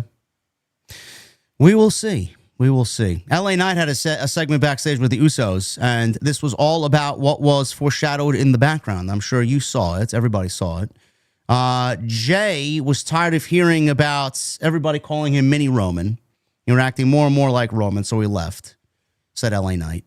Jimmy politely warned LA Knight to watch his mouth when he spoke about their family. And in the background, we saw the production truck with a very ominous-looking face foreshadowing something potentially at WrestleMania. Dwayne, The Rock was on the production truck. The last time we saw this type of foreshadowing was at WrestleMania 40, Jason, where Rock was screaming Mama Rhodes as he whipped Cody into oblivion with his bloody weight belt in the rain outside the Nightmare truck. And in the background, we saw the production truck where we saw John Cena and Stone Cold Steve Austin pictured. Now, only one of them made WrestleMania 40. John Cena did, Stone Cold did not. But what did you make of this foreshadowing? Are you in the camp that this could be leading to something at WrestleMania 42? Well, I mean, you just invalidated everything that you just said because Stone Cold did not appear at WrestleMania, and I'm still very sore about that. Well, John Cena did, is what I'm pointing out. Well, he did, but I don't think people were looking at him so much as they were looking at Stone Cold behind the Rock on the truck there. Listen, everybody knows it would have been a fucking epic meltdown if he came down. Yes. Look, these shots are not done by accident. So strategically, they were positioned where they were positioned for a reason. Do I think that it means The Rock is going to show up? No, I don't. I think they want to get people talking. I think it's a neat little Easter egg, but I'm not reading too much into it. I'm not getting on the Rock train. I just I'm sorry. Like, we go through this every year. I know. And every little appearance where he might be, kind of hinted at, or in this case, in the background, oh my God, The Rock is coming back. And then inevitably everybody is let down. Well, he just filmed Moana. He wrapped up. He's got 6 months apparently free to do nothing. Okay. Jason's not sold.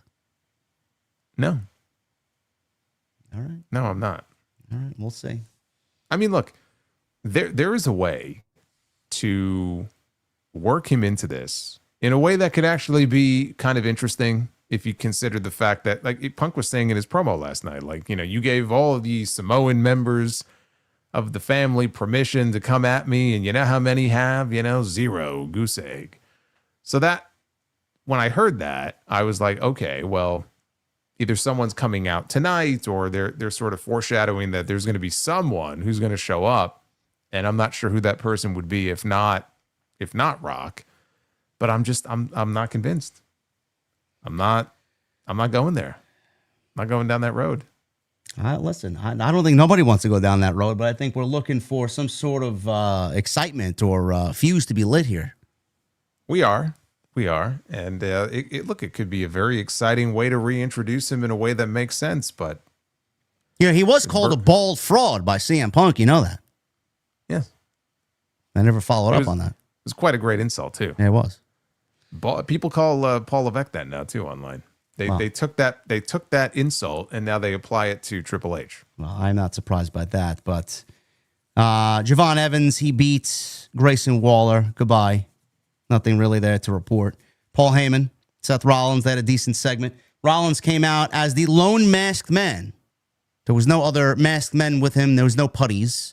He came out wearing not one mask, but 2 masks. So I don't know why he needed to show up masked when he was only out there by himself. Usually he does this to kind of emerge from the shadows of the other masked men, but he figured he'd come out masked last night. Heyman Brock killed them all. That's true.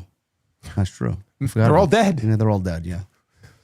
No more students at Black and Brave apparently for good old Colby over there. He wiped them all out. Yeah, that's it. Heyman cut one hell of a promo here. So we got Rollins coming on out after Heyman called him out and said he wants to end this. So Rollins comes through the crowd. He hops on the announce table. He unmasks himself, and as soon as he does this, 4 Boston police officers who confront Rollins. Heyman started smiling. And Heyman announced that he had a restraining order in place on Rollins, and Rollins was in violation.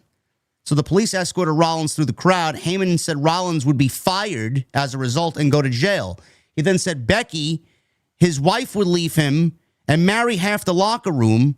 Someone would call Child Protective Services, take their daughter, and Heyman would adopt his daughter. So Rollins obviously here was angry enough that he evaded the police and ran away from them, sprinted to the ring, punched Paul Heyman in the face.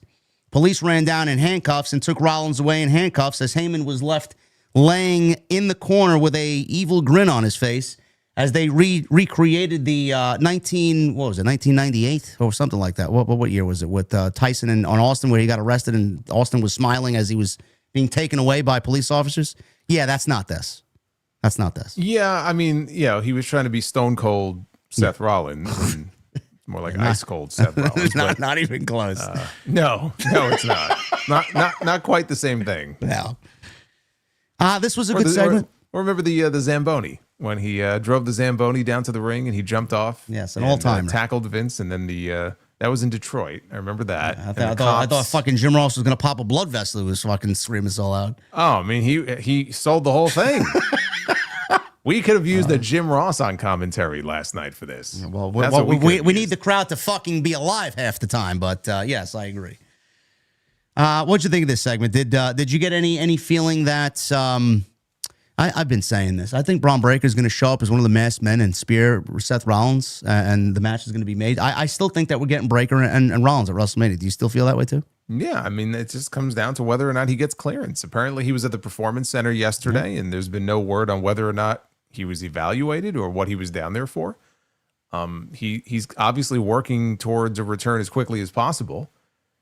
I would hope he's not, rushing back from major hernia surgery, because that would be very stupid. And so if he can make it back in time, that's the match.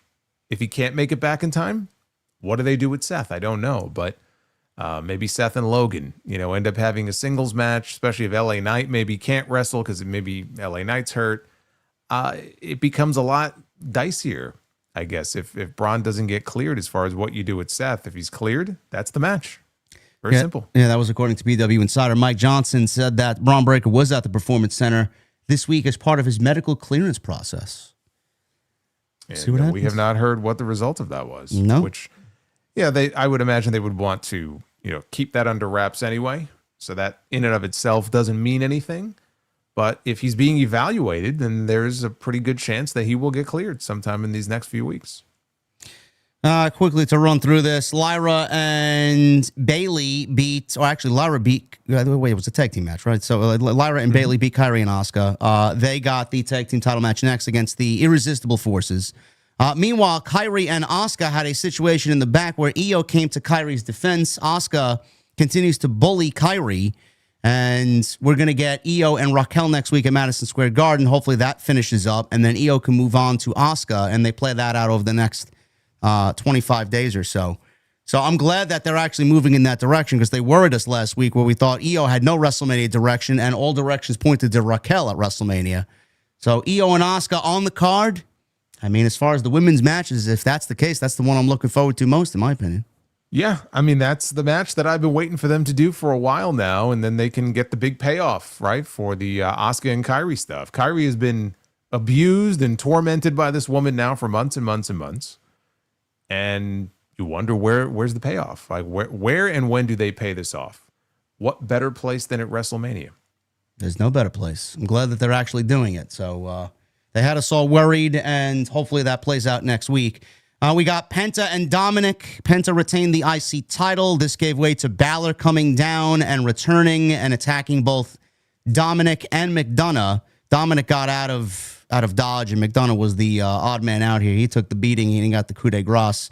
So it looks like Dominic in WrestleMania will be going one-on-one with Balor. So that is not really confirmed yet, but I think that's the direction here. So we will probably see Demon Balor in Las Vegas.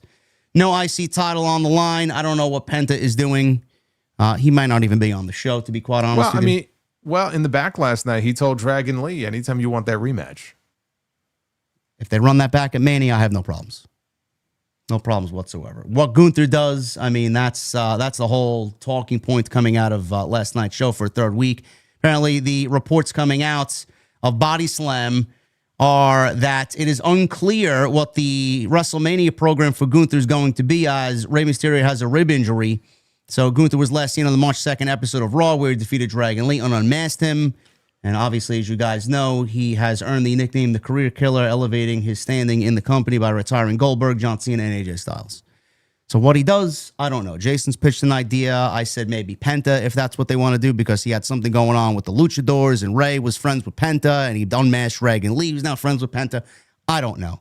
At this point, I've given up. Like, I don't even give a shit. Like, we all expected this to be some monumental occurrence for Gunther, and they dropped the fucking ball. They've killed my desire to see anything Gunther elevated on the main roster. I don't care. I don't know how anybody else feels, but that is the latest with Gunther. And then CM Punk and Roman Reigns.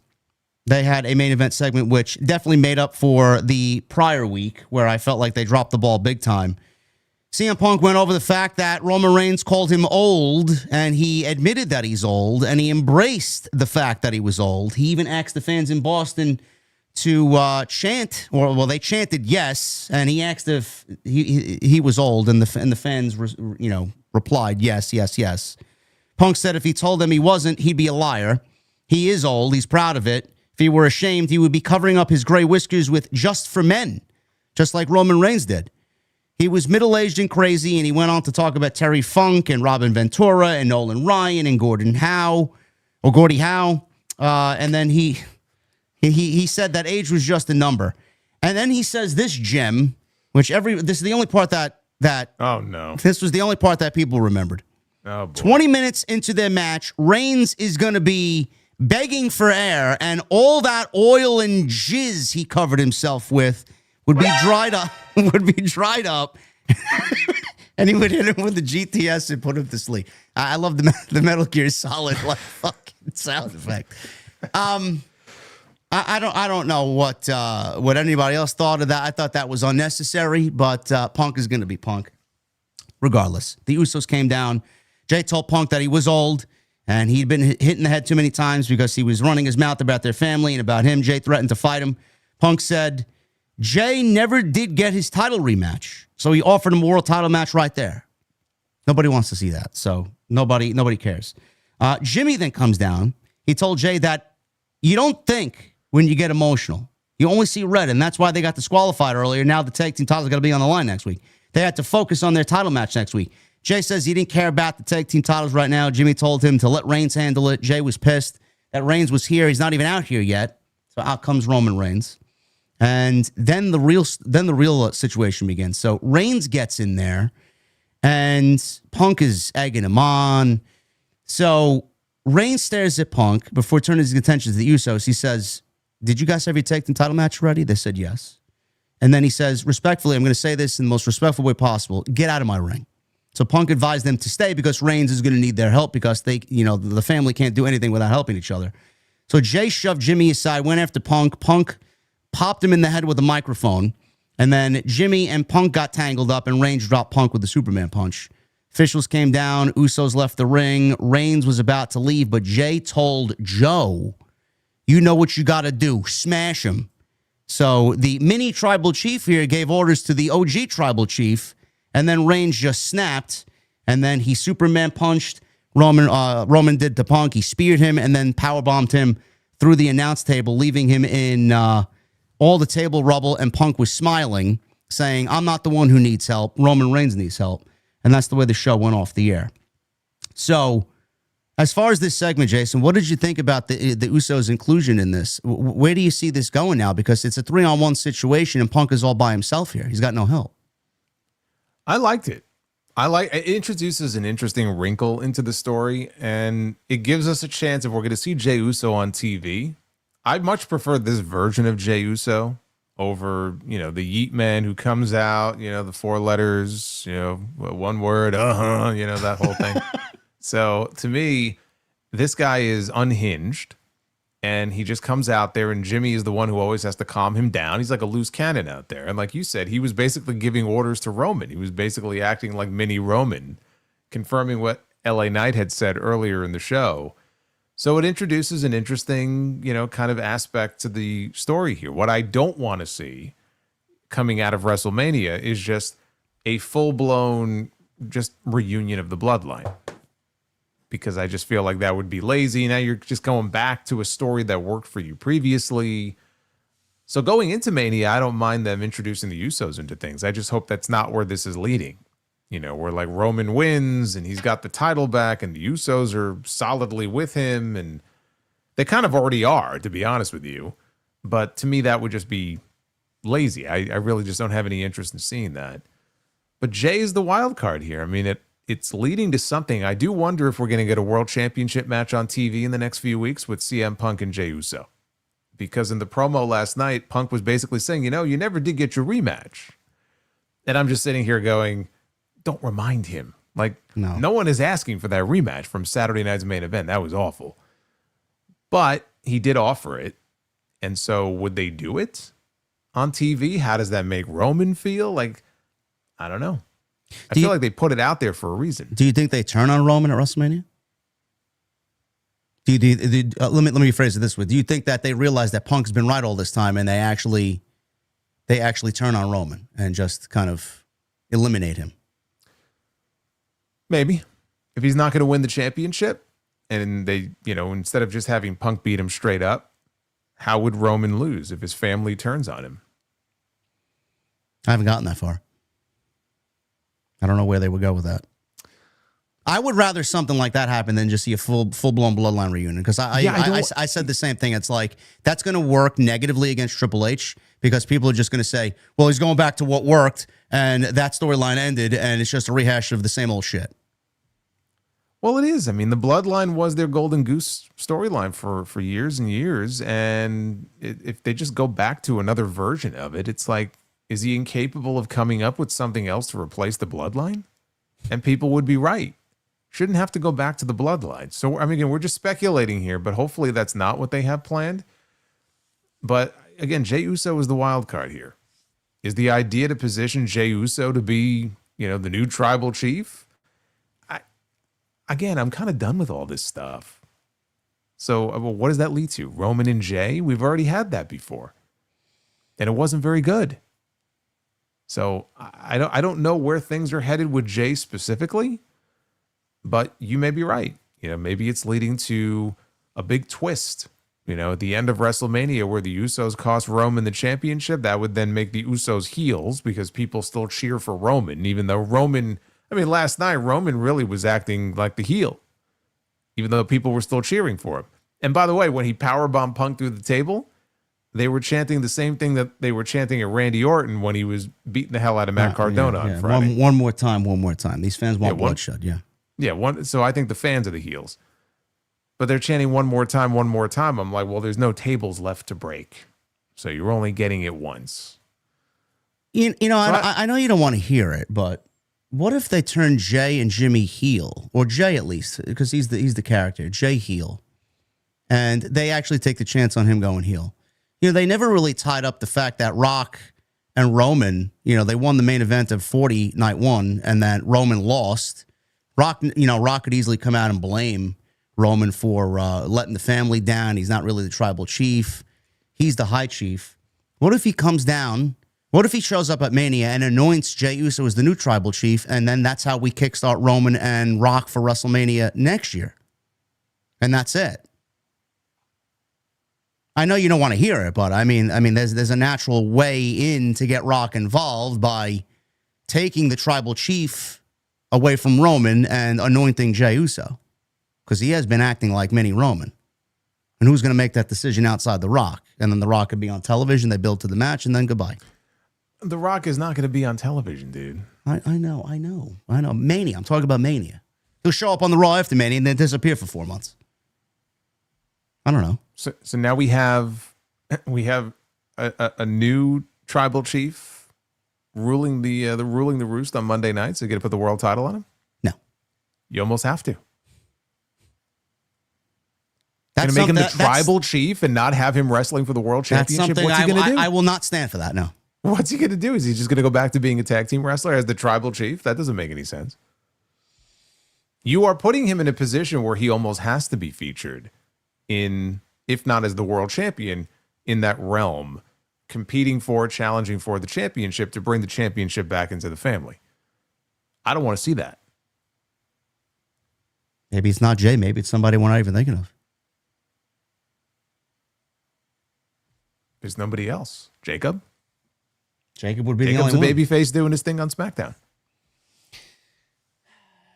The one thing I don't want is Roman winning the title and being a part-time champion. That's the one thing I'm afraid of. But No, I don't think anybody, well, I shouldn't say anybody, but there's a lot of people that don't want to see that. There's a lot of Roman Reigns fans that would love to see him as the world heavyweight champion. I'm sure there is. Seth Rollins just did an interview with the Boston Herald a few days ago, and he talked about how proud he is that it appears the world heavyweight championship will be defended in the night 2 main event, which would be the first time that's happened, and how the title was introduced in the first place because Roman Reigns wasn't around to defend the existing title. So Raw had no chance, which is true. We all documented this at the time. That's why they introduced the World Heavyweight Championship to begin with. So the idea of putting that title that was created because they did not have Roman Reigns around to defend, and putting that belt on him defeats the entire purpose of even creating it in the first place. And we know Roman's not going to be around. He has his schedule. That's his schedule. That's what's in his contract. Good for him. But you don't put the World Heavyweight Championship on him if he's not going to be around. Because it's not just PLE matches. Like, CM Punk has been there every single week on the shows, and he prides himself. I'm a fighting champion. I'm here every week. He's cutting promos. He's defending the belt. How do you go from that to putting the belt back on Roman and him making one appearance every 3 or 4 months? Can't do that. I don't want to live through that again. No. That's why we say it's not we hate Roman Reigns. It's that it doesn't make sense to put the title on him if he is not going to be around. I said it once. I'm going to say it again. I'm going to continue saying it until we get through Mania. Punk needs to win the title or win the match and retain the title. That's what needs to happen. The only question is, how do you do that finish? Which is why, we're kind of batting these ideas back and forth, because I do think the Usos will play a role in that match in some way. Yeah. This is the second time now that they've been featured in a segment, with either Punk or Punk and Roman. It seems pretty clear they're going to be they are involved. Not that they're going to be. They are involved in this story. This is about family. They're part of the family. We'll see where it goes. Will there be more family? Will we see Dwayne in some capacity? I don't know. If there's more family, there's only one person it would be. I know. All right. It's not gonna be Lance. It's not gonna be Zilla. Solo's doing what God, fucking Lantern, but Solo's doing his thing on SmackDown. Don't get me started. So the only person it would be if they were gonna introduce somebody else would be Rock. Well, to wrap things up here, a couple of we got one really good news story and then one ridiculous one. We'll start with the ridiculous one. Listen to this, chat. Take an unforgettable tour with the American Nightmare, Cody Rhodes. This exclusive Cody Rhodes bus tour will give you a behind-the-scenes look at the electric atmosphere of WrestleMania, complete with personal stories from Cody himself. Get a rare glimpse of the production, fan zones, and restricted areas as Cody shares his experiences, inspirations, and mindset leading into WWE's biggest event of the year. Each guest will receive a limited edition commemorative item, along with the chance for a brief one-on-one interaction and photo with Cody. The price for this experience? $10,000. To be chauffeured in a tour bus that's not the American Nightmare bus by Cody Rhodes. You're wrong. What am I wrong about? It's $9,950. That's not including taxes and fees. Well, maybe so, but it's technically you were off by a little. By 50 bucks. What a slight discount there. You do realize that I don't believe that this package is listed anymore, which means that they sold out. There were 12 seats available. I believe they opened it up to 12, and I haven't been able to find the listing. I assume they didn't just pull it, which means it's sold out. So for all the people that are going to make fun of it, and it's easy to make fun of it because the whole thing is ridiculous, but like I'm not going to get angry about it the way that some people were like appalled by this, because here's the thing. Here's my rationale on this. They're coming up because there's so many other packages that are listed there. They have an Undertaker thing where, like, if you pay $8,500 for a suite at WrestleMania, the Undertaker will like visit you in the suite. And I'm like, you know what? For $8,500, like, the lights in the suite better go out. He better take 15 minutes to walk in. He better raise his fucking arms in the air to put the lights, like the whole thing. I want the entire Undertaker experience. If I'm spending $8,000. Fucking commemorative bottle of Jack Daniels signed by Undertaker himself, something, man. I want a reenactment of Wrestlers Courts in my suite at WrestleMania. I want the whole experience for that kind of money. They're just coming up with new ideas, throwing shit at the wall, and seeing what sticks and if it sells or not. It's very different than jacking up like TKO jacking up ticket prices, whereas ticket prices used to be what they were. And now they've raised them, right? People have a reason to be upset about that. These are premium packages. Like, On Location does premium shit. So, there's no reason to get upset about it. You just kind of point and make fun of it. Like the Cody one, for example. Now, you have it in front of you, but correct me if I'm wrong. I do believe that part of the package is that Cody himself will drive you to 1 or 2 Las Vegas landmarks, and you will have an actual Las Vegas tour guide on the bus with you. But like they make it sound like Cody himself is going to be like putting the fucking bus driver hat on. He's going to be driving the bus. I could just picture Cody Rhodes driving to the fucking Hoover Dam, and you have the tour guide tell, well, this is the Hoover Dam, and this is how old it is. And then you get like a commemorative chair or something, a picture with Cody, $10,000. Drive him to the Grand Canyon, take a picture in front of the Grand Canyon with Cody Rhodes. Yeah. The American Nightmare at the Grand Canyon. Is Cody going to cook you fucking breakfast in the morning before you hit the road, man? What the fuck? Let me tell you something, brother. For $10,000, I better be able to drive that bus down to the ring at WrestleMania for Cody's entrance. Okay. Oh my God. On top of that, there's another thing with Cody. A live taping of Cody's What Do You Want to Talk About is he interviews Liv Morgan. That one's going for $550 per person. And the first 50 people that buy will have a meet and greet with Liv Morgan. I mean, that's actually a steal compared to the bus tour. Or you could watch us on Tuesday night for free. You don't need Cody Rhodes. It's true. That's very true. But see, we won't be able to drive you to the Hoover Dam, though. No, so. you can come have a drink with us somewhere. I don't know, whatever the case may be. We're going to be going to Vegas. Maybe we should have our own like TNT tour. Something. I think that would do pretty well, honestly. That's actually not a bad idea. We should start selling tickets. Those of you who are coming into Vegas, JD and Solomonster, we take you on the official TNT tour. We will take you to various Vegas or a Nevada land. Where is the Grand Canyon's Arizona? That, man. Fuck that, man. I'm finding the highest end cocktail bars, and we're gonna have a drink in 3 cocktail bars at my leisure for my chosen by me and Jason. I mean, there's a great landmark. I think 7 hours outside of Las Vegas called the Moonlight Bunny Ranch. We'll go to pay a visit over there. There was a whole HBO show about it. We'll do the whole experience, man.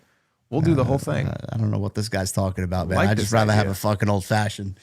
About this. So yeah, that's ridiculous. They're trying to make their money back on the tickets they haven't sold for Mania. So there's suckers out there. They're going to buy it, and according to Jason, they've already sold the fucking thing out. So I don't see the listing. I mean, I take that to mean that they sold out. Now the good news, unlike the marks that have paid $10,000 plus to go sit with Cody on a tour bus, Sid Vicious, he got inducted into the WWE Hall of Fame. This morning, WWE announced that Sid Vicious will be inducted into the Hall of Fame class, with Triple H making the announcement on social media. No matter which moniker you knew him by, Sid's intensity was palpable across the ring through your TV screen. Triple H wrote a multi-time champion in WWE and WCW and a 2-time WrestleMania main event. It's a pleasure to announce that he will make his rightful place in the 2026 Legacy class of the WWE Hall of Fame. Now, he competed under numerous ring names throughout his career, including Sid Justice, Sid Vicious, Psycho Sid. He made his professional wrestling debut in 1982 and first gained significant attention in WCW, where he was part of the Skyscrapers tag team along with Dan Spivey before joining the Four Horsemen alongside Ric Flair, Arn Anderson, and Barry Windham. He jumped to WWE in 1991 under the name Sid Justice, headlined WrestleMania 8 against Hulk Hogan in 1992. Following a return to WWE in 1995 as Psycho Sid, captured the WWF Championship by defeating Shawn Michaels. Great moment in Madison Square Garden in Survivor Series. He was widely cheered by the crowd, even though he was a heel going into that match. He won the title a second time from Bret Hart in 97 before headlining WrestleMania 13 against The Undertaker. His WCW career was decorated, capturing the WCW World title twice in 2000 by defeating Kevin Nash. And then obviously what everybody knows about him.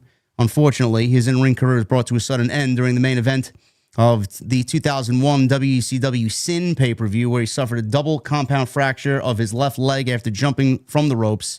One of the most shocking, if not the most shocking injuries and disgusting injuries in wrestling history. Yeah, you know whose idea that was? Who pushed him into doing that? Who? John Laurinaitis. Well, fuck him. Fucking ridiculous. I didn't know that. He made a brief return to WWE in 2012 during the 1000th episode of Raw before retiring permanently in 2017. So AJ, Stephanie, Dennis Rodman, and Psycho Sid now round out the class of 2026. All I'll say is this, Jason. A, it's beyond well-deserved. Psycho Sid, to me, growing up, and I think you kind of feel the same way, when you looked at him, you just were just you were just captivated by his character. His promo work, I think today, if you take Psycho Sid and his promo work and put it in the modern day WWE today, I think it still would hit a home run. His promo work was so great, in my opinion, that I honestly don't understand why it isn't emulated more in the current day of pro wrestling. I think what he did was spectacular. He was believable as believable could be. His character work was great. I loved his run at Survivor Series with Shawn Michaels. He was just one of them. He's definitely in the category of larger than life characters that you watched growing up, and I think this is beyond well deserved for him. Well, I mean, it's not emulated because there's only one Sid. I mean, there's really nobody that looks like him or acts like him today. And the thing with Sid, he was over everywhere he went. Like from the moment he got into the business, didn't matter if it was in Memphis, WWE, WCW. We can't talk about him and not talk about that run he had in ECW, because Paul Heyman brought him in for a whole bunch of appearances over a period of however many months it was before he went back to WCW. And dude, he was over like gangbusters. Like every fucking place he went, they loved him. And all he would do, he would go out there and he would just powerbomb people. And they go nuts for it. So everywhere he went, he was over. And I said this when I talked about it, because I was recording Uncrowned, the Uncrowned wrestling show today. And in the middle of doing the show, somebody texted me and they let me know. So I was able to, like, for a couple minutes, I quickly, talked about it. And I said, Sid, if you were to build the perfect pro wrestler in a laboratory, it would be Sid. Like, he looked the part. And so when I look back at his career, it's interesting. He had 2 WrestleManias, and in both WrestleManias, he was in the main event of both of them. So he had success everywhere he went. He made money everywhere he went. You mentioned his promos. He had great promos, and he had promos that were so bad they're good. And a lot of people will remember in WCW where that one promo where he mentioned, he said something to the effect of, like, I have half the brain that you do. And then the outsiders are just like in the ring. They're trying so hard not to bust out laughing. So, or the time that Goldberg crushed his car. You remember that one? Yes, I do. And he goes out there and he's just standing on top of what's left of the car. And he's like looking up like Goldberg. Like it was just, he was very entertaining. And he was one of a kind. You don't have any Psycho Sids today, unfortunately. And it's unfortunate that he's going in and he's not going to be there to accept the honor. And now they have deemed it a legacy induction. So usually with the legacy inductions, there is no speech from anybody. It's just sort of like they may have a quick video and it's just announced and that's it, and they move on. So if that's really all it is, that's disappointing. I hope they have somebody, maybe a contemporary or somebody do the speech. He's got a couple of sons who I know commented on it and maybe have them accept on his behalf. I hope it's more of an actual induction and not just like a throwaway, oh, here, he's in the Hall of Fame now. But, a couple years ago, he was talking about how because Vince wasn't in power anymore, he was hopeful that he might get a Hall of Fame induction. And then he passed away. So like so many others before him, it would have been nice for him to get his flowers while he was still here. And unfortunately, that won't happen now. But a well-deserved induction. Absolutely. Thank you guys very much for joining us on episode 140 of TNT. We're going to get into super chats right now. And we thank you guys because I see the support tonight. We had upwards towards 2,900 in here. I think we might have hit 3,000. I'm not sure, but we had a great show tonight. We are 100 likes away from 1,000, so please do that. And you guys have killed it from my vantage point on the super chat. So thank you guys for that. Let's get into that. Michael Krause, $2 super chat. JD Jason OTS TNT, best of the best. Let's go. Yeah. Michael, thank you very much, brother. Always here every single week. Hardcore Kevin with a 5. What's up, JD Jason? Great stream today. Question of the day. What is one thing you both find attractive about each other? Question mark from Hardcore Kevin. Yeah, I mean, there's not enough in this mug for me to really answer that question, so I'm gonna pass on that. Yeah, we appreciate the $5 super chat, Hardcore Kevin. Thank you, man. The hard work. The hard work and dedication. Yes. Good answer. Naima with a $9.99. Have a good stream, guys. I'm working, my friends, and I don't watch WWE, but love Brock. He was a part of our childhood. Why should he put Oba over when there is no history between them? I don't know. Naima, I think me and Jason both feel like WWE needs to really put an emphasis on building for the future, and I think Oba is right up there with Trick and Carmelo and Braun. They need to get on that, man. The future is now. Stop relying on the old heads. They won't be there forever. Ali with a 5. JD, if Penta had a match at WrestleMania as the Intercontinental Champion, I would see him go against Vikingo. That would be a banger match. It would be. But Vikingo hasn't made one appearance on WWE TV. Michael with a 2. Congratulations, JD and Coach. Great show. Let's go. Yeah, thank you, Michael. Good show today. It's up on Coach's channel. Go and check it out. Olivia with a 1. JD Solo, you know of wrestler who watches your streams? I know of a couple. Yes. I won't say who, but I know of a couple. Yes. Olivia also, worst WrestleMania main event, Cena Miz or Cena Cody? Much love, fam. Wow, that's a tough one. Oh boy. I'm gonna go Cena Cody, honestly.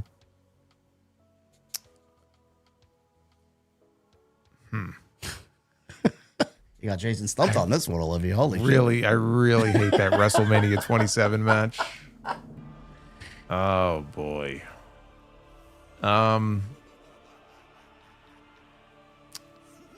Yeah, I got to stick with WrestleMania 27. Can't bring himself to say Cena Cody. All right, I don't blame you. I gotta stick with it. I'm sorry. Bader with a super chat. Thank you, brother. Scream 7 is such a lame movie and a lame killer reveal. It was just a way to get Nev Campbell back into the franchise. There's nothing that will come close to that great first part of this franchise. I haven't seen it, so. Yeah, I mean, it's a fucking terrible movie. Oh, you saw it? Yeah. Okay. I saw it the other day. All right, so what Jason's saying is I'll wait to watch it on Peacock when it hits in a month. Yeah, I mean, it's just... It really is. Of all the movies in the franchise, it is by far the worst of all of them. And I enjoyed seeing that. I actually thought Nev did a good job, and even the actress that played her daughter, I thought did good. But in terms of pretty much everything else, I mean, and some of the kills were okay, but in terms of just what they were going for, and as he mentioned, the killer reveal, like, fucking lame. Also, what are your top 5 WWE title wins, changes? And please, JD, don't mention Diesel this time. Don't worry, Bader. I won't mention Kevin Nash. Title wins? I'll give you my top one. Bryan Danielson at WrestleMania in New Orleans. Yeah, I mean, that was a good one. And Johnny Gargano take over New York with Adam Cole was another one. Well, are we talking about WWE championship wins? He said top 5 WWE. Okay, yeah. So we're talking WWE World Championship wins. Not Johnny Gargano has never won the WWE World Championship. Well, he never will. I'm lumping that in there. I like that one. Okay, I mean, you can if you want to, but hardly the same thing. I mean, in terms of the actual title wins, I got to go Warrior WrestleMania 6. I mean, look, as a kid, that was epic. Hogan missing the leg. I mean, I had never seen that before, and the people just going nuts for it. So that's got to be on there. I got to go Savage at WrestleMania 8. And the reaction when he rolled up Flair and got that win, man, that was a great moment. Danielson. You know, I'm gonna throw one on the list. I'm gonna put Undertaker beating Hogan in Survivor Series. That was good. Yep. Got a lot of cheers. It did. And then he dragged the title out like a corpse, man. I'll never forget that. That was fun. And his head was nowhere close to the ground when he dropped him on it. But that didn't stop Hogan from... Oh, you got me. Yeah. Call my wife and children, brother. I got to put Cody WrestleMania 40 on there. Got to. Yeah, Cody at WrestleMania 40, Daniel Bryan WrestleMania 30. Oh man, I feel like I'm leaving a whole bunch of them out. Yeah, funny enough, as big of a fan as I am of Brett, none of his world title wins really rank from. No, you know what? I like the Diesel one. When he beat Diesel at Survivor Series, he kind of faked him into the roll-up, and then Diesel was all pissed off. That was a great fucking match. Powerbombed the shit out of him. That was good.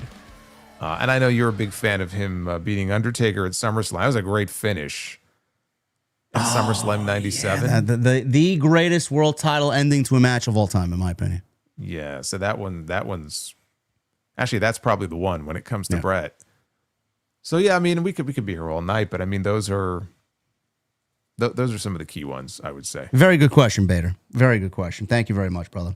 Havili, thank you for the $200 bomb earlier. We appreciate you as always. He comes in with a 20 more top WrestleMania moments. 28, celebration of Bret Hart after beating Yokozuna for the WWE Championship. 27, Austin joining Vince. 26, the ladder match, HBK and Razor Ramon. Which one? I'm assuming the WrestleMania 10 one. 25, the Hardy return. Wow, man, I thought that was top 10 easy. 25. Holy shit. 24, Cena, number 17. What? Why is that on the list? I knew it. It's a WWE list. What do you expect? I'm surprised that's not number 1. 23, Shawn Michaels, boyhood dream come true. Man, that's I don't know what the fuck they're thinking with that list. Bossman Jackson, $4.99. I see the 2 count today and came to the realization that Tony Khan still has a lot to learn. He's not who he thinks he is. He needs to listen to his critics. Big ups to JD and Coach. Well, I mean, I don't know in what context you're talking about, but we played a clip of Tony saying that AEW is going to be here forever and ever. I think that's a little outlandish to think, especially with the looming merger that's happening. Caden with a $1.99. Thank you, Caden. No message. Bossman Jackson, $4.99. Solo, I'm Big Money Jackson when I'm on your channel. Love the content. And who takes the title of Penta? Your top 3 luchas of all time, JD and Solo. Let's start with that. Who takes the title of Penta? Well, I mean, are we of the agreement that it would be a heel? Or do we think Dragon Lee would have a shot if they do that match at WrestleMania? I don't think he has a shot. Let's go with a heel taking it off Penta. All right. So let's see here. Who do I want to see take the title from Penta? Guys, is there anybody on Raw right now at this moment in the mid card who I even care to see beat Penta for that championship? No, not really. No. I feel like it may be somebody from NXT who they call up. I'm not really in love with anybody on the roster right now who I look at and go, it should be that guy. I want Penta to have a decent run with that belt before he drops it. Yeah. Top 3 luchas of all time. Well, for me, Rey Mysterio obviously is on that list. As far as luchas, top 3 luchas of all time.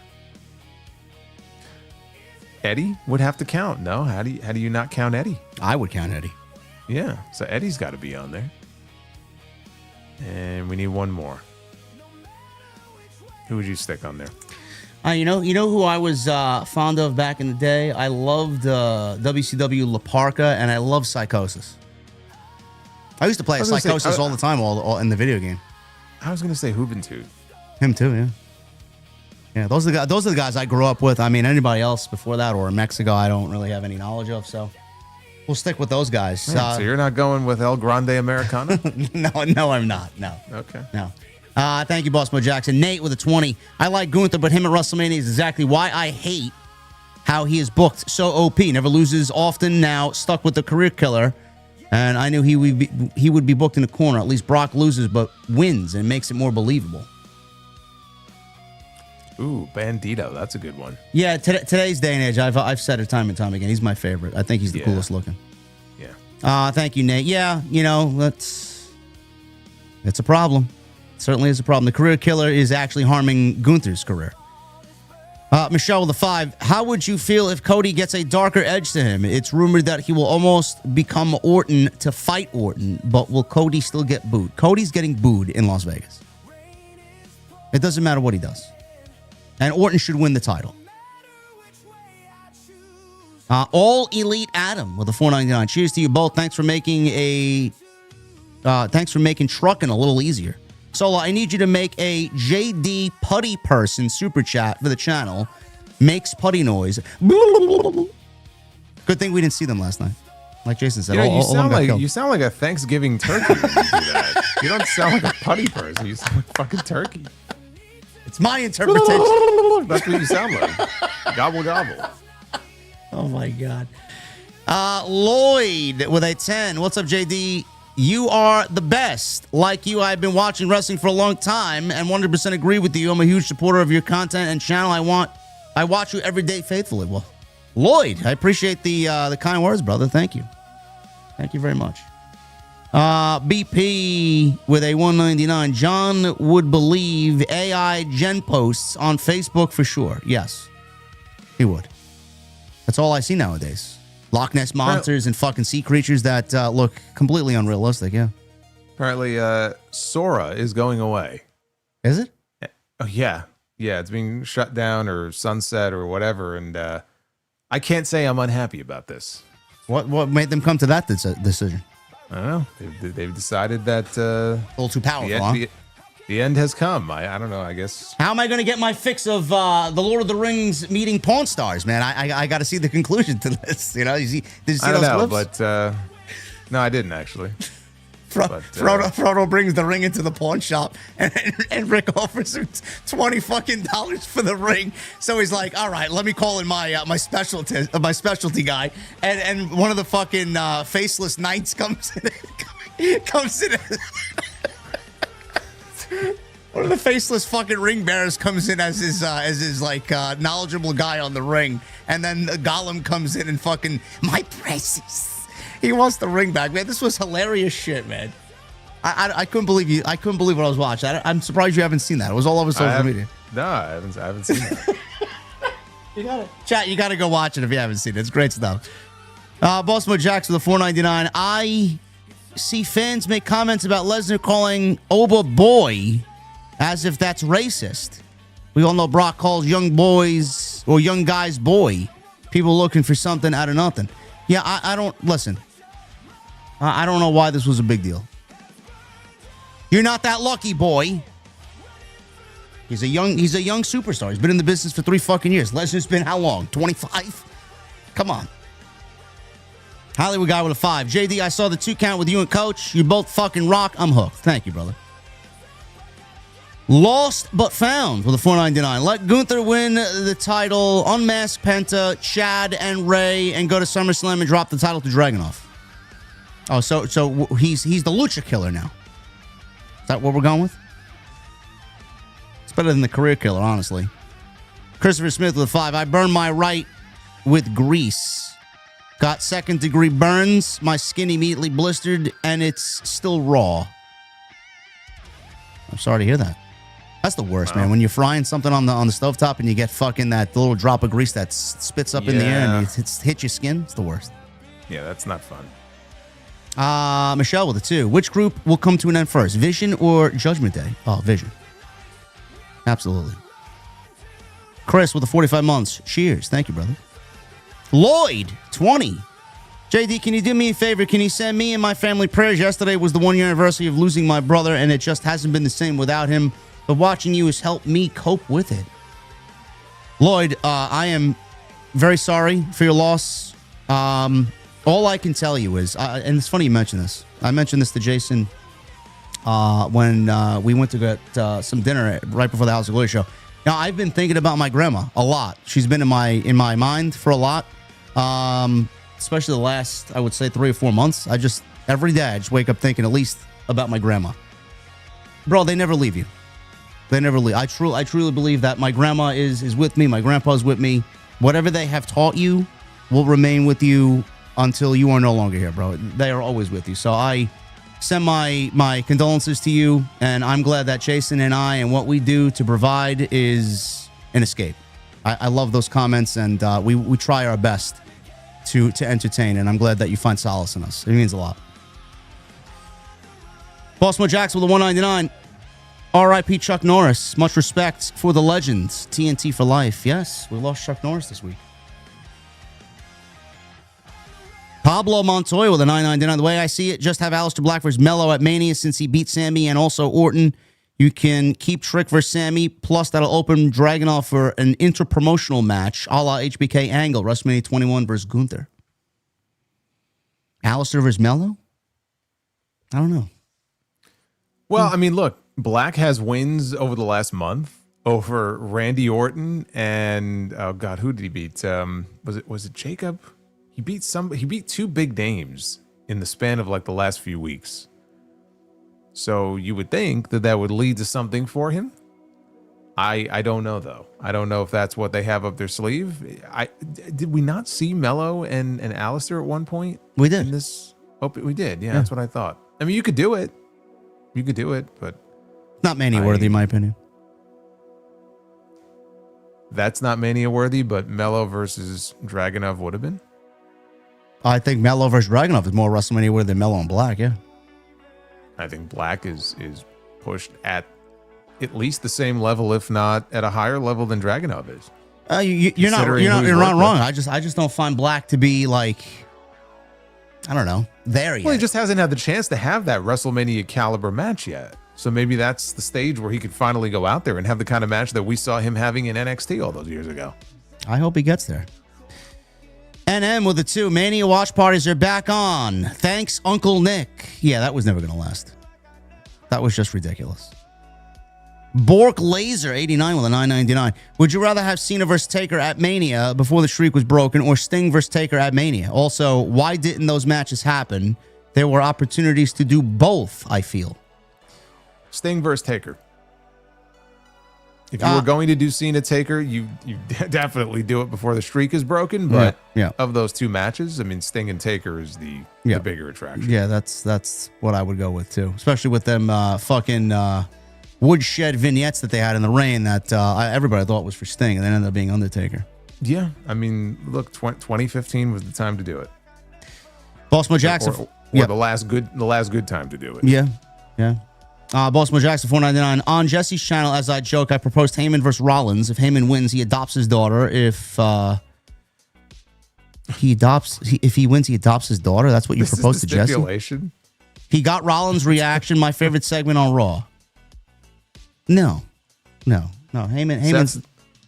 It's like the custody of Dominic ladder match at SummerSlam. We're gonna have the custody of Rue. No. Is that gonna be the WrestleMania match? No. Hello, fellas, says Marshall D. Just saw the Renee Paquette close-up interview with Edge and Christian. Just to say Christian is so good as a heel, always in character. He's fantastic. And also, Ronda Rousey eats corn the long way. Yeah, we're not a fan of Ronda. Give me back shots, Salamos with a $4.99. How do you guys feel about the this wrestler should never turn heel label? Do you believe that? Javon's Willow, Soul are ones that receive that currently. I think that if there is the right story for it, then you do it. I don't believe in this whole well, this person should never do this person should never do that. Never is a long time. So Javon, I can't see it right now. Willow, I can't see it right now. But who's to say in 3 years that it's not time for a change? Yeah, there's only one person right now that I currently think that about, and it's MJF. I do not want to see babyface MJF. I don't. I think he should remain a heel the rest of his career. Yeah, but you can't say that. Never. I will never ever want to see babyface MJF. We did see it. We did, but I'm saying 3 years from now, he's super over. He's done everything there is to do as a heel. He's feuded with all the other baby faces. You may be in a situation, and that's whether it's WWE or AEW, wherever he is, you may be in a situation where he's got a lot more people to work with on the other side. So you flip him. Marshall D with a $4.99. I wish I'm with you, JD. Ain't trying to see Darby in the AEW title picture. Yeah, I'm not sold. 2 years ago, maybe. This year, no. Lavelle with a $5 super chat. How would you guys book Oba and Brock at Mania? Should it be a typical short Brock match, less than 10 minutes? Any chance Brock gets shockingly squashed? No, squash, no. But no. Jason said, the Goldberg match lasted 6 minutes. I don't think it needs to go more than 8, honestly. Yeah, I mean, somewhere in that range, I think is good. Bossmo Jackson 199. You guys interested in seeing Aldis in a wrestling role? I am. I don't know if it'll happen. Maybe a one-off if the story calls for it, but beyond that, Marshall with the $4.99, $9.99, and $4.99. Thank you, Marshall. If Tony Khan bought WWE, we would be watching coffin matches on Monday nights and at least one no-holds-barred match. If Tony Khan bought WWE, he would come out after every Raw thanking the crowd and hitting his chest like on that video you showed earlier today. Can't y'all imagine Tony doing a casino battle royal on Raw with Michael calling commentary? The nightmare. Yeah, well, good thing that didn't happen. It was never going to happen, so you don't have to worry. Thank you, Marshall. Cam G, thank you, brother. $10 super chat. What's going on, JD? Great show tonight. I just had one question. Have you seen the new Spider-Man brand new day trailer? It also broke records with 700 million views in 24 hours. I have not. Yeah, I saw that. I haven't watched it, but I saw it did crazy numbers. Beast comments also with the $6.99. This makes me think that WWE knew something that we didn't know about Ricochet's attitude and behavior. Maybe that's why he didn't get pushed. He actually did get pushed. His last 6 months or so, he actually was getting pushed better than he was at any other point during his run there. I think they were trying to convince him to stay. Chrono with a $5 super chat. Austin Theory's new shirt. You're going to see it. You're going to feel it. Would you guys wear that in public for $1 million? Is Sheamus hurt? Much love, guys. Sheamus is hurt. For $1 million? Yeah, I'll fucking wear it. I miss As Sheamus. soon as I get my money, I'll take that shit off and burn it. Yes. Bossmo Jackson, $1.99. What's next for Rusev? Thoughts, comments? Catering. Nothing will save Rusev. Is just like Matt Cardona. They brought him back to basically bury him. Hollywood guy with a $5 super chat. What do you guys think of an ambulance match or a last man standing match for Drew and Fatu? We just seen an ambulance match with Aleister Black and Damian Priest. To do one again 4 months later is no. I don't want to see that. No. I mean, my idea would be you just use the Hell in a Cell stipulation for that match. Yep. Ray Reezy with a $9.99. What are your top 5 favorite WrestleMania main events and top 5 worst? Also, I was at SmackDown last week and they had Ray Phoenix wrestling main event. Talk about buried. Well, we just talked about some of those main events where we talked about like who is our favorite WWE champions and title changes of all time. Yeah. I mean, again, like Cody and Roman, WrestleMania 40 is up there for sure. The main event of WrestleMania 30 is up there. WrestleMania, for me personally, WrestleMania 6. Yep. Because that was a big deal. So those are some of them. You know, WrestleMania X7, of course. I mean, Austin Rock 2, that's got to be up there. I mean, as far as some of the worst ones, geez, I mean, we just saw one last year. That's definitely in the top 3 for sure. Right. WrestleMania 9 in there. Well, you know, I actually dislike the WrestleMania 10 match more. Yeah. No, I would agree with you. The WrestleMania 10 match was worse than the WrestleMania 9 match. It was.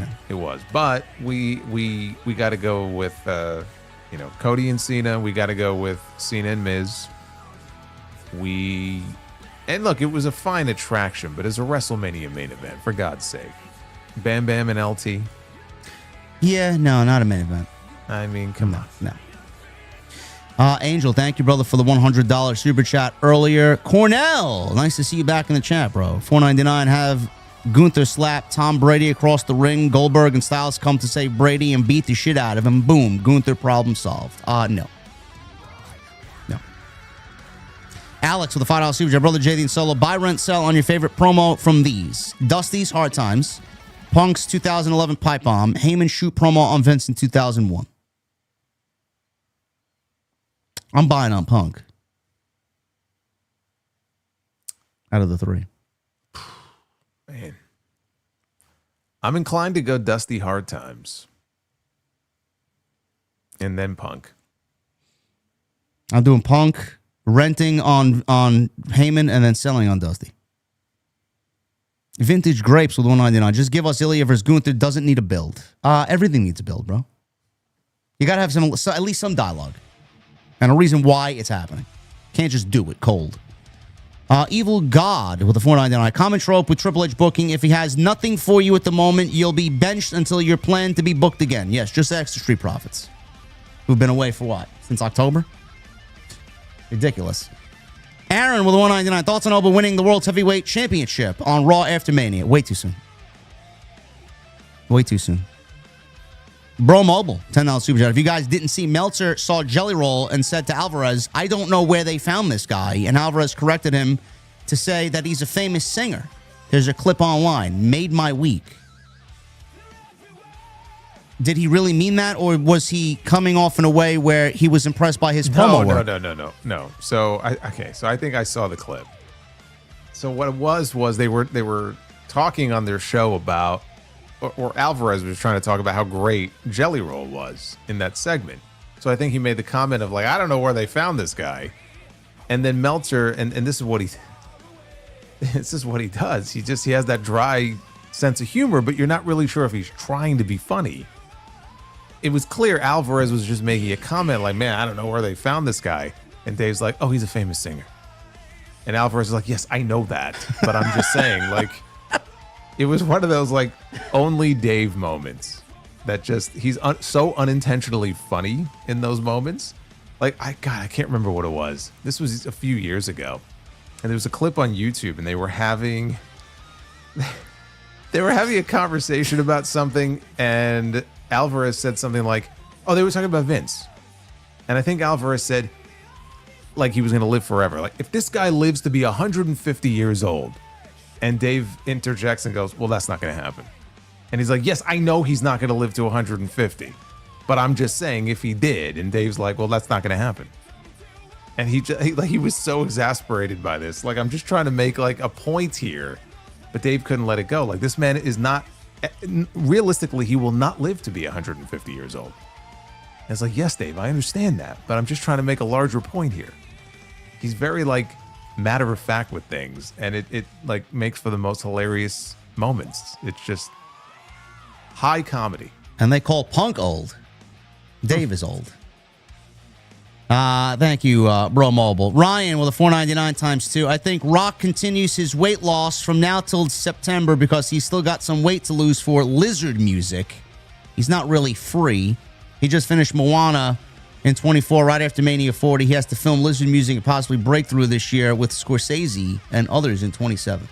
Yeah, people are forgetting this. He has a Scorsese movie he's getting ready for. Yeah. J.D. Ambrose with a 5.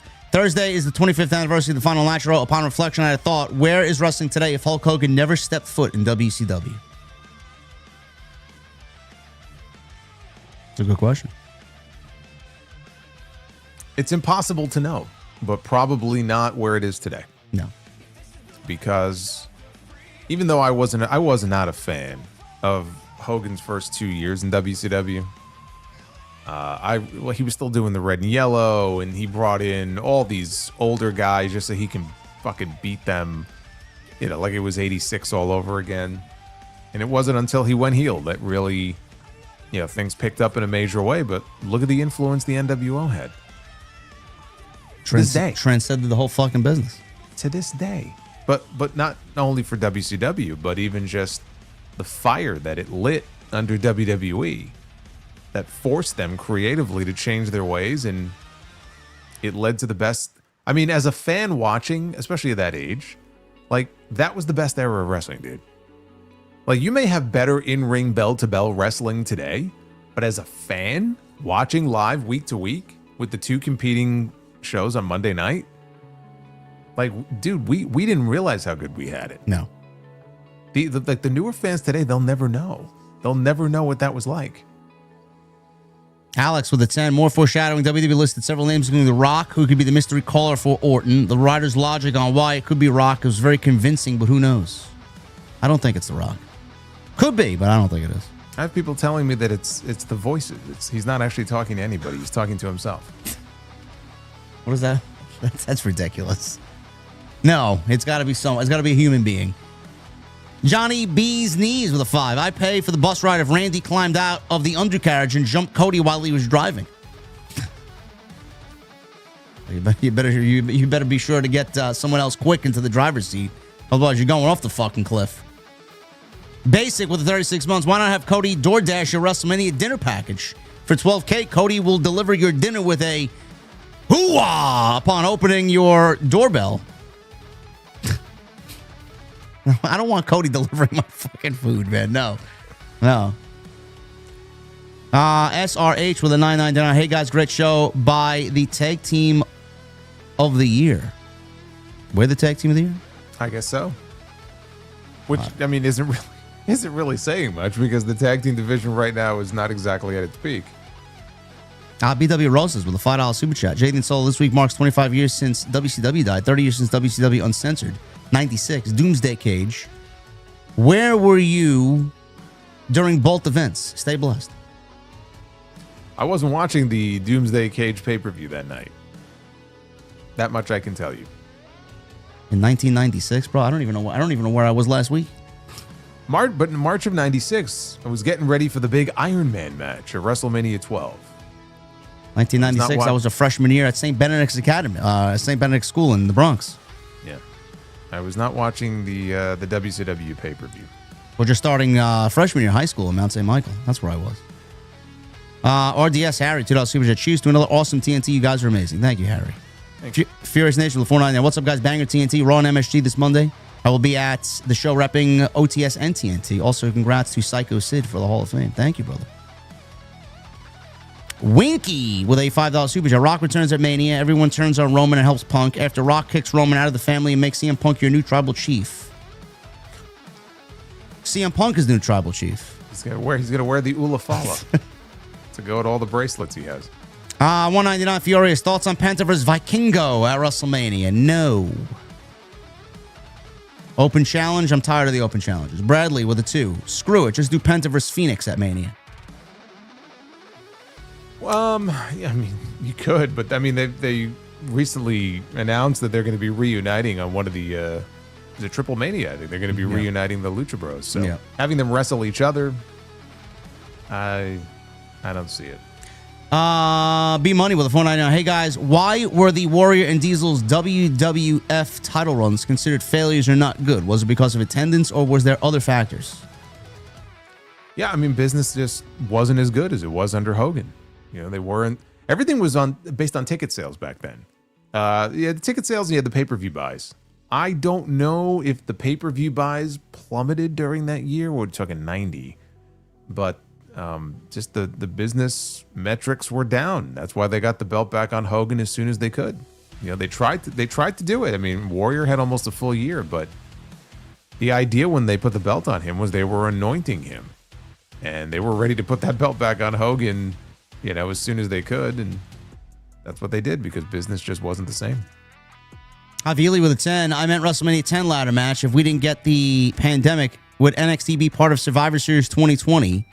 If Naomi didn't get pregnant, what is the most likely match for her at WrestleMania 42? It's just impossible to say. Yeah, I don't know. It could go any which direction, Havili. Would NXT be part of Survivor Series? I don't think so. No. No, I don't think so either. Cornell, 1999. Thank you, Solo, OTS family, and also Midrange, Hooli, Corona Blondes for helping me get out of catering. This is my home, and JD is the biggest hands down. Rock question: if he returns, what story do he come back for? Randy or Roman?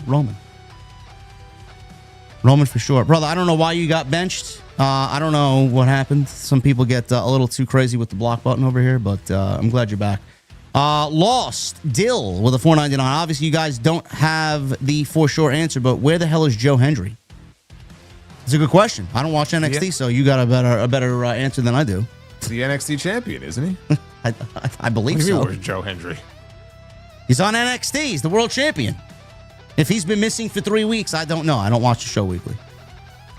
And then with the 2000. I did hear that. Apparently, did you see the 2 injuries that there were at the live event the other night? No. Lexis King and Elio LaFleur. Oh my God, LaFleur is injured already. Yes, I believe they're both injured. Oh no. And then with the 2, I'm down for Sheamus calling out Gunther for Mania. Sheamus is injured, guys. Mr. Premium with the 499. Hey guys, hope you're both having a good day. I asked JD, but Jason, are you ready for opening day? Also, apparently, Paul Bearer's other son passed away. I did not know that. Yeah, I'm sorry to hear that. Am I ready for opening day? I try not to get my hopes up too much. So I'm ready for the baseball season. I think it's about time. Always look forward to the start of the season, but takes me a little while to really get into it. I try not to pay too much attention to what's going on early in the season because it doesn't really matter. I try not to get too crazy about it. Yes, guys, I'm heartbroken that Ilio LaFleur is now injured, man. I'm sorry. You know, he may or may not make the list of my favorite luchadors of all time. We'll see. Thank you, Mr. Bremer. Lloyd Witt with a 10. Thank you for the kind words, JD. You're the best, and fuck the rest. Have a great night. Thank you, Lloyd. Bradley with a 5. It's wild seeing fans in 26 fantasy book Ted DiBiase Jr. returning. Do you think a one-off appearance in the feud with Orton and Cody would work? No, I don't. Crazy wrestling with a 199. Thoughts on Tatum Paxley? She looks good, man. She always looks good. I'm a bigger fan now than I was 2 years ago. Good luck. James Gender with a 499. What's up, JD Jason? Do you guys remember Jimmy Havoc when AEW first started? And did you guys know Smiley Kylie Ray from AEW is on WWE Evolve? I thought she was out. I thought she was out pregnant. I believe she is. Yeah. Kylie Ray is great. Yeah, previously, I believe she was on there. Yeah. And Jimmy Havoc, one of the few people who was actually fired from AEW. It takes a lot to not just see your contract expire, but to actually be actively removed from the roster. And he is one of the few. One of the few. Furious Nation with 2 499s. I believe Bruce being one would get a big deal, or gone would be a big deal. I remember he was awful when he was in TNA in 17, and then Jim Cornette confronted him. Also, I hope this isn't a dumb thing, but applying for a school teaching assistant job position. Wish me luck, and hopefully things work out. You're going to get the job, brother. Good vibes. Yeah, good vibes. And Lloyd Witt with a 5. JD, I hope someday to meet you. That would be awesome. Well, I'll be in Vegas. We'll be traveling with Hog. And you guys can always come and meet us at these shows, man. We're going to be traveling a little bit more. So hopefully we do meet some of you out there. And that's all I got, man. That's all I got. Thank you for the super chat. Love you guys. Fucking slaughtered it tonight. You guys were great. Almost 3,000 live in here. We hit 1,000 likes. And I'm going to leave it to this guy to sound us off and get us the hell out of here on another Tuesday night. Yeah, I just want to make mention of Dennis Condrey, who passed away on Friday at the age of 76. He was one half of the Midnight Express and honestly one of the greatest tag team wrestlers of all time. And I'm glad WWE at least gave him a quick mention. Michael Cole mentioned him on Raw Monday night. No graphic or video or anything like that, but it's kind of crazy how the Rock and Roll Express is in their Hall of Fame and the Midnight Express is not. That should probably be corrected at some point since we were just talking about the Hall of Fame earlier. But those matches between the Rock and Roll Express and the Midnight Express, I really didn't appreciate them when I was younger, first watching wrestling, but over the years as I was able to watch them, you watch those matches and you realize how beautiful tag team wrestling can be. Because that really is tag team wrestling in its finest form. And so I just wanted to make mention of that here because there were a couple of different iterations of the Midnight Express, really 2 very popular versions, and he was part of the OG crew that really, kind of set tag team wrestling ablaze back in the 80s. So shout out to him and rest in peace. Such an underappreciated aspect of pro wrestling. We love tag team wrestling. And I advise you guys to go listen to Cornette's pod. He uploaded something on the YouTube channel where he talked all about Condrey. So go and check that out. But thank you guys very much for all of your support. Great episode tonight. We will be back, as always, next Tuesday right here for episode 141. Go follow us on social media, YouTube. Hit that subscribe button. You guys know where to find us. Everything is in the description. And continue to leave a comment, hit that thumbs up, man. Thank you guys for a great show. We will see you next week right back here for 141 on Tuesday Night Titans. We'll see you guys later. Hungry for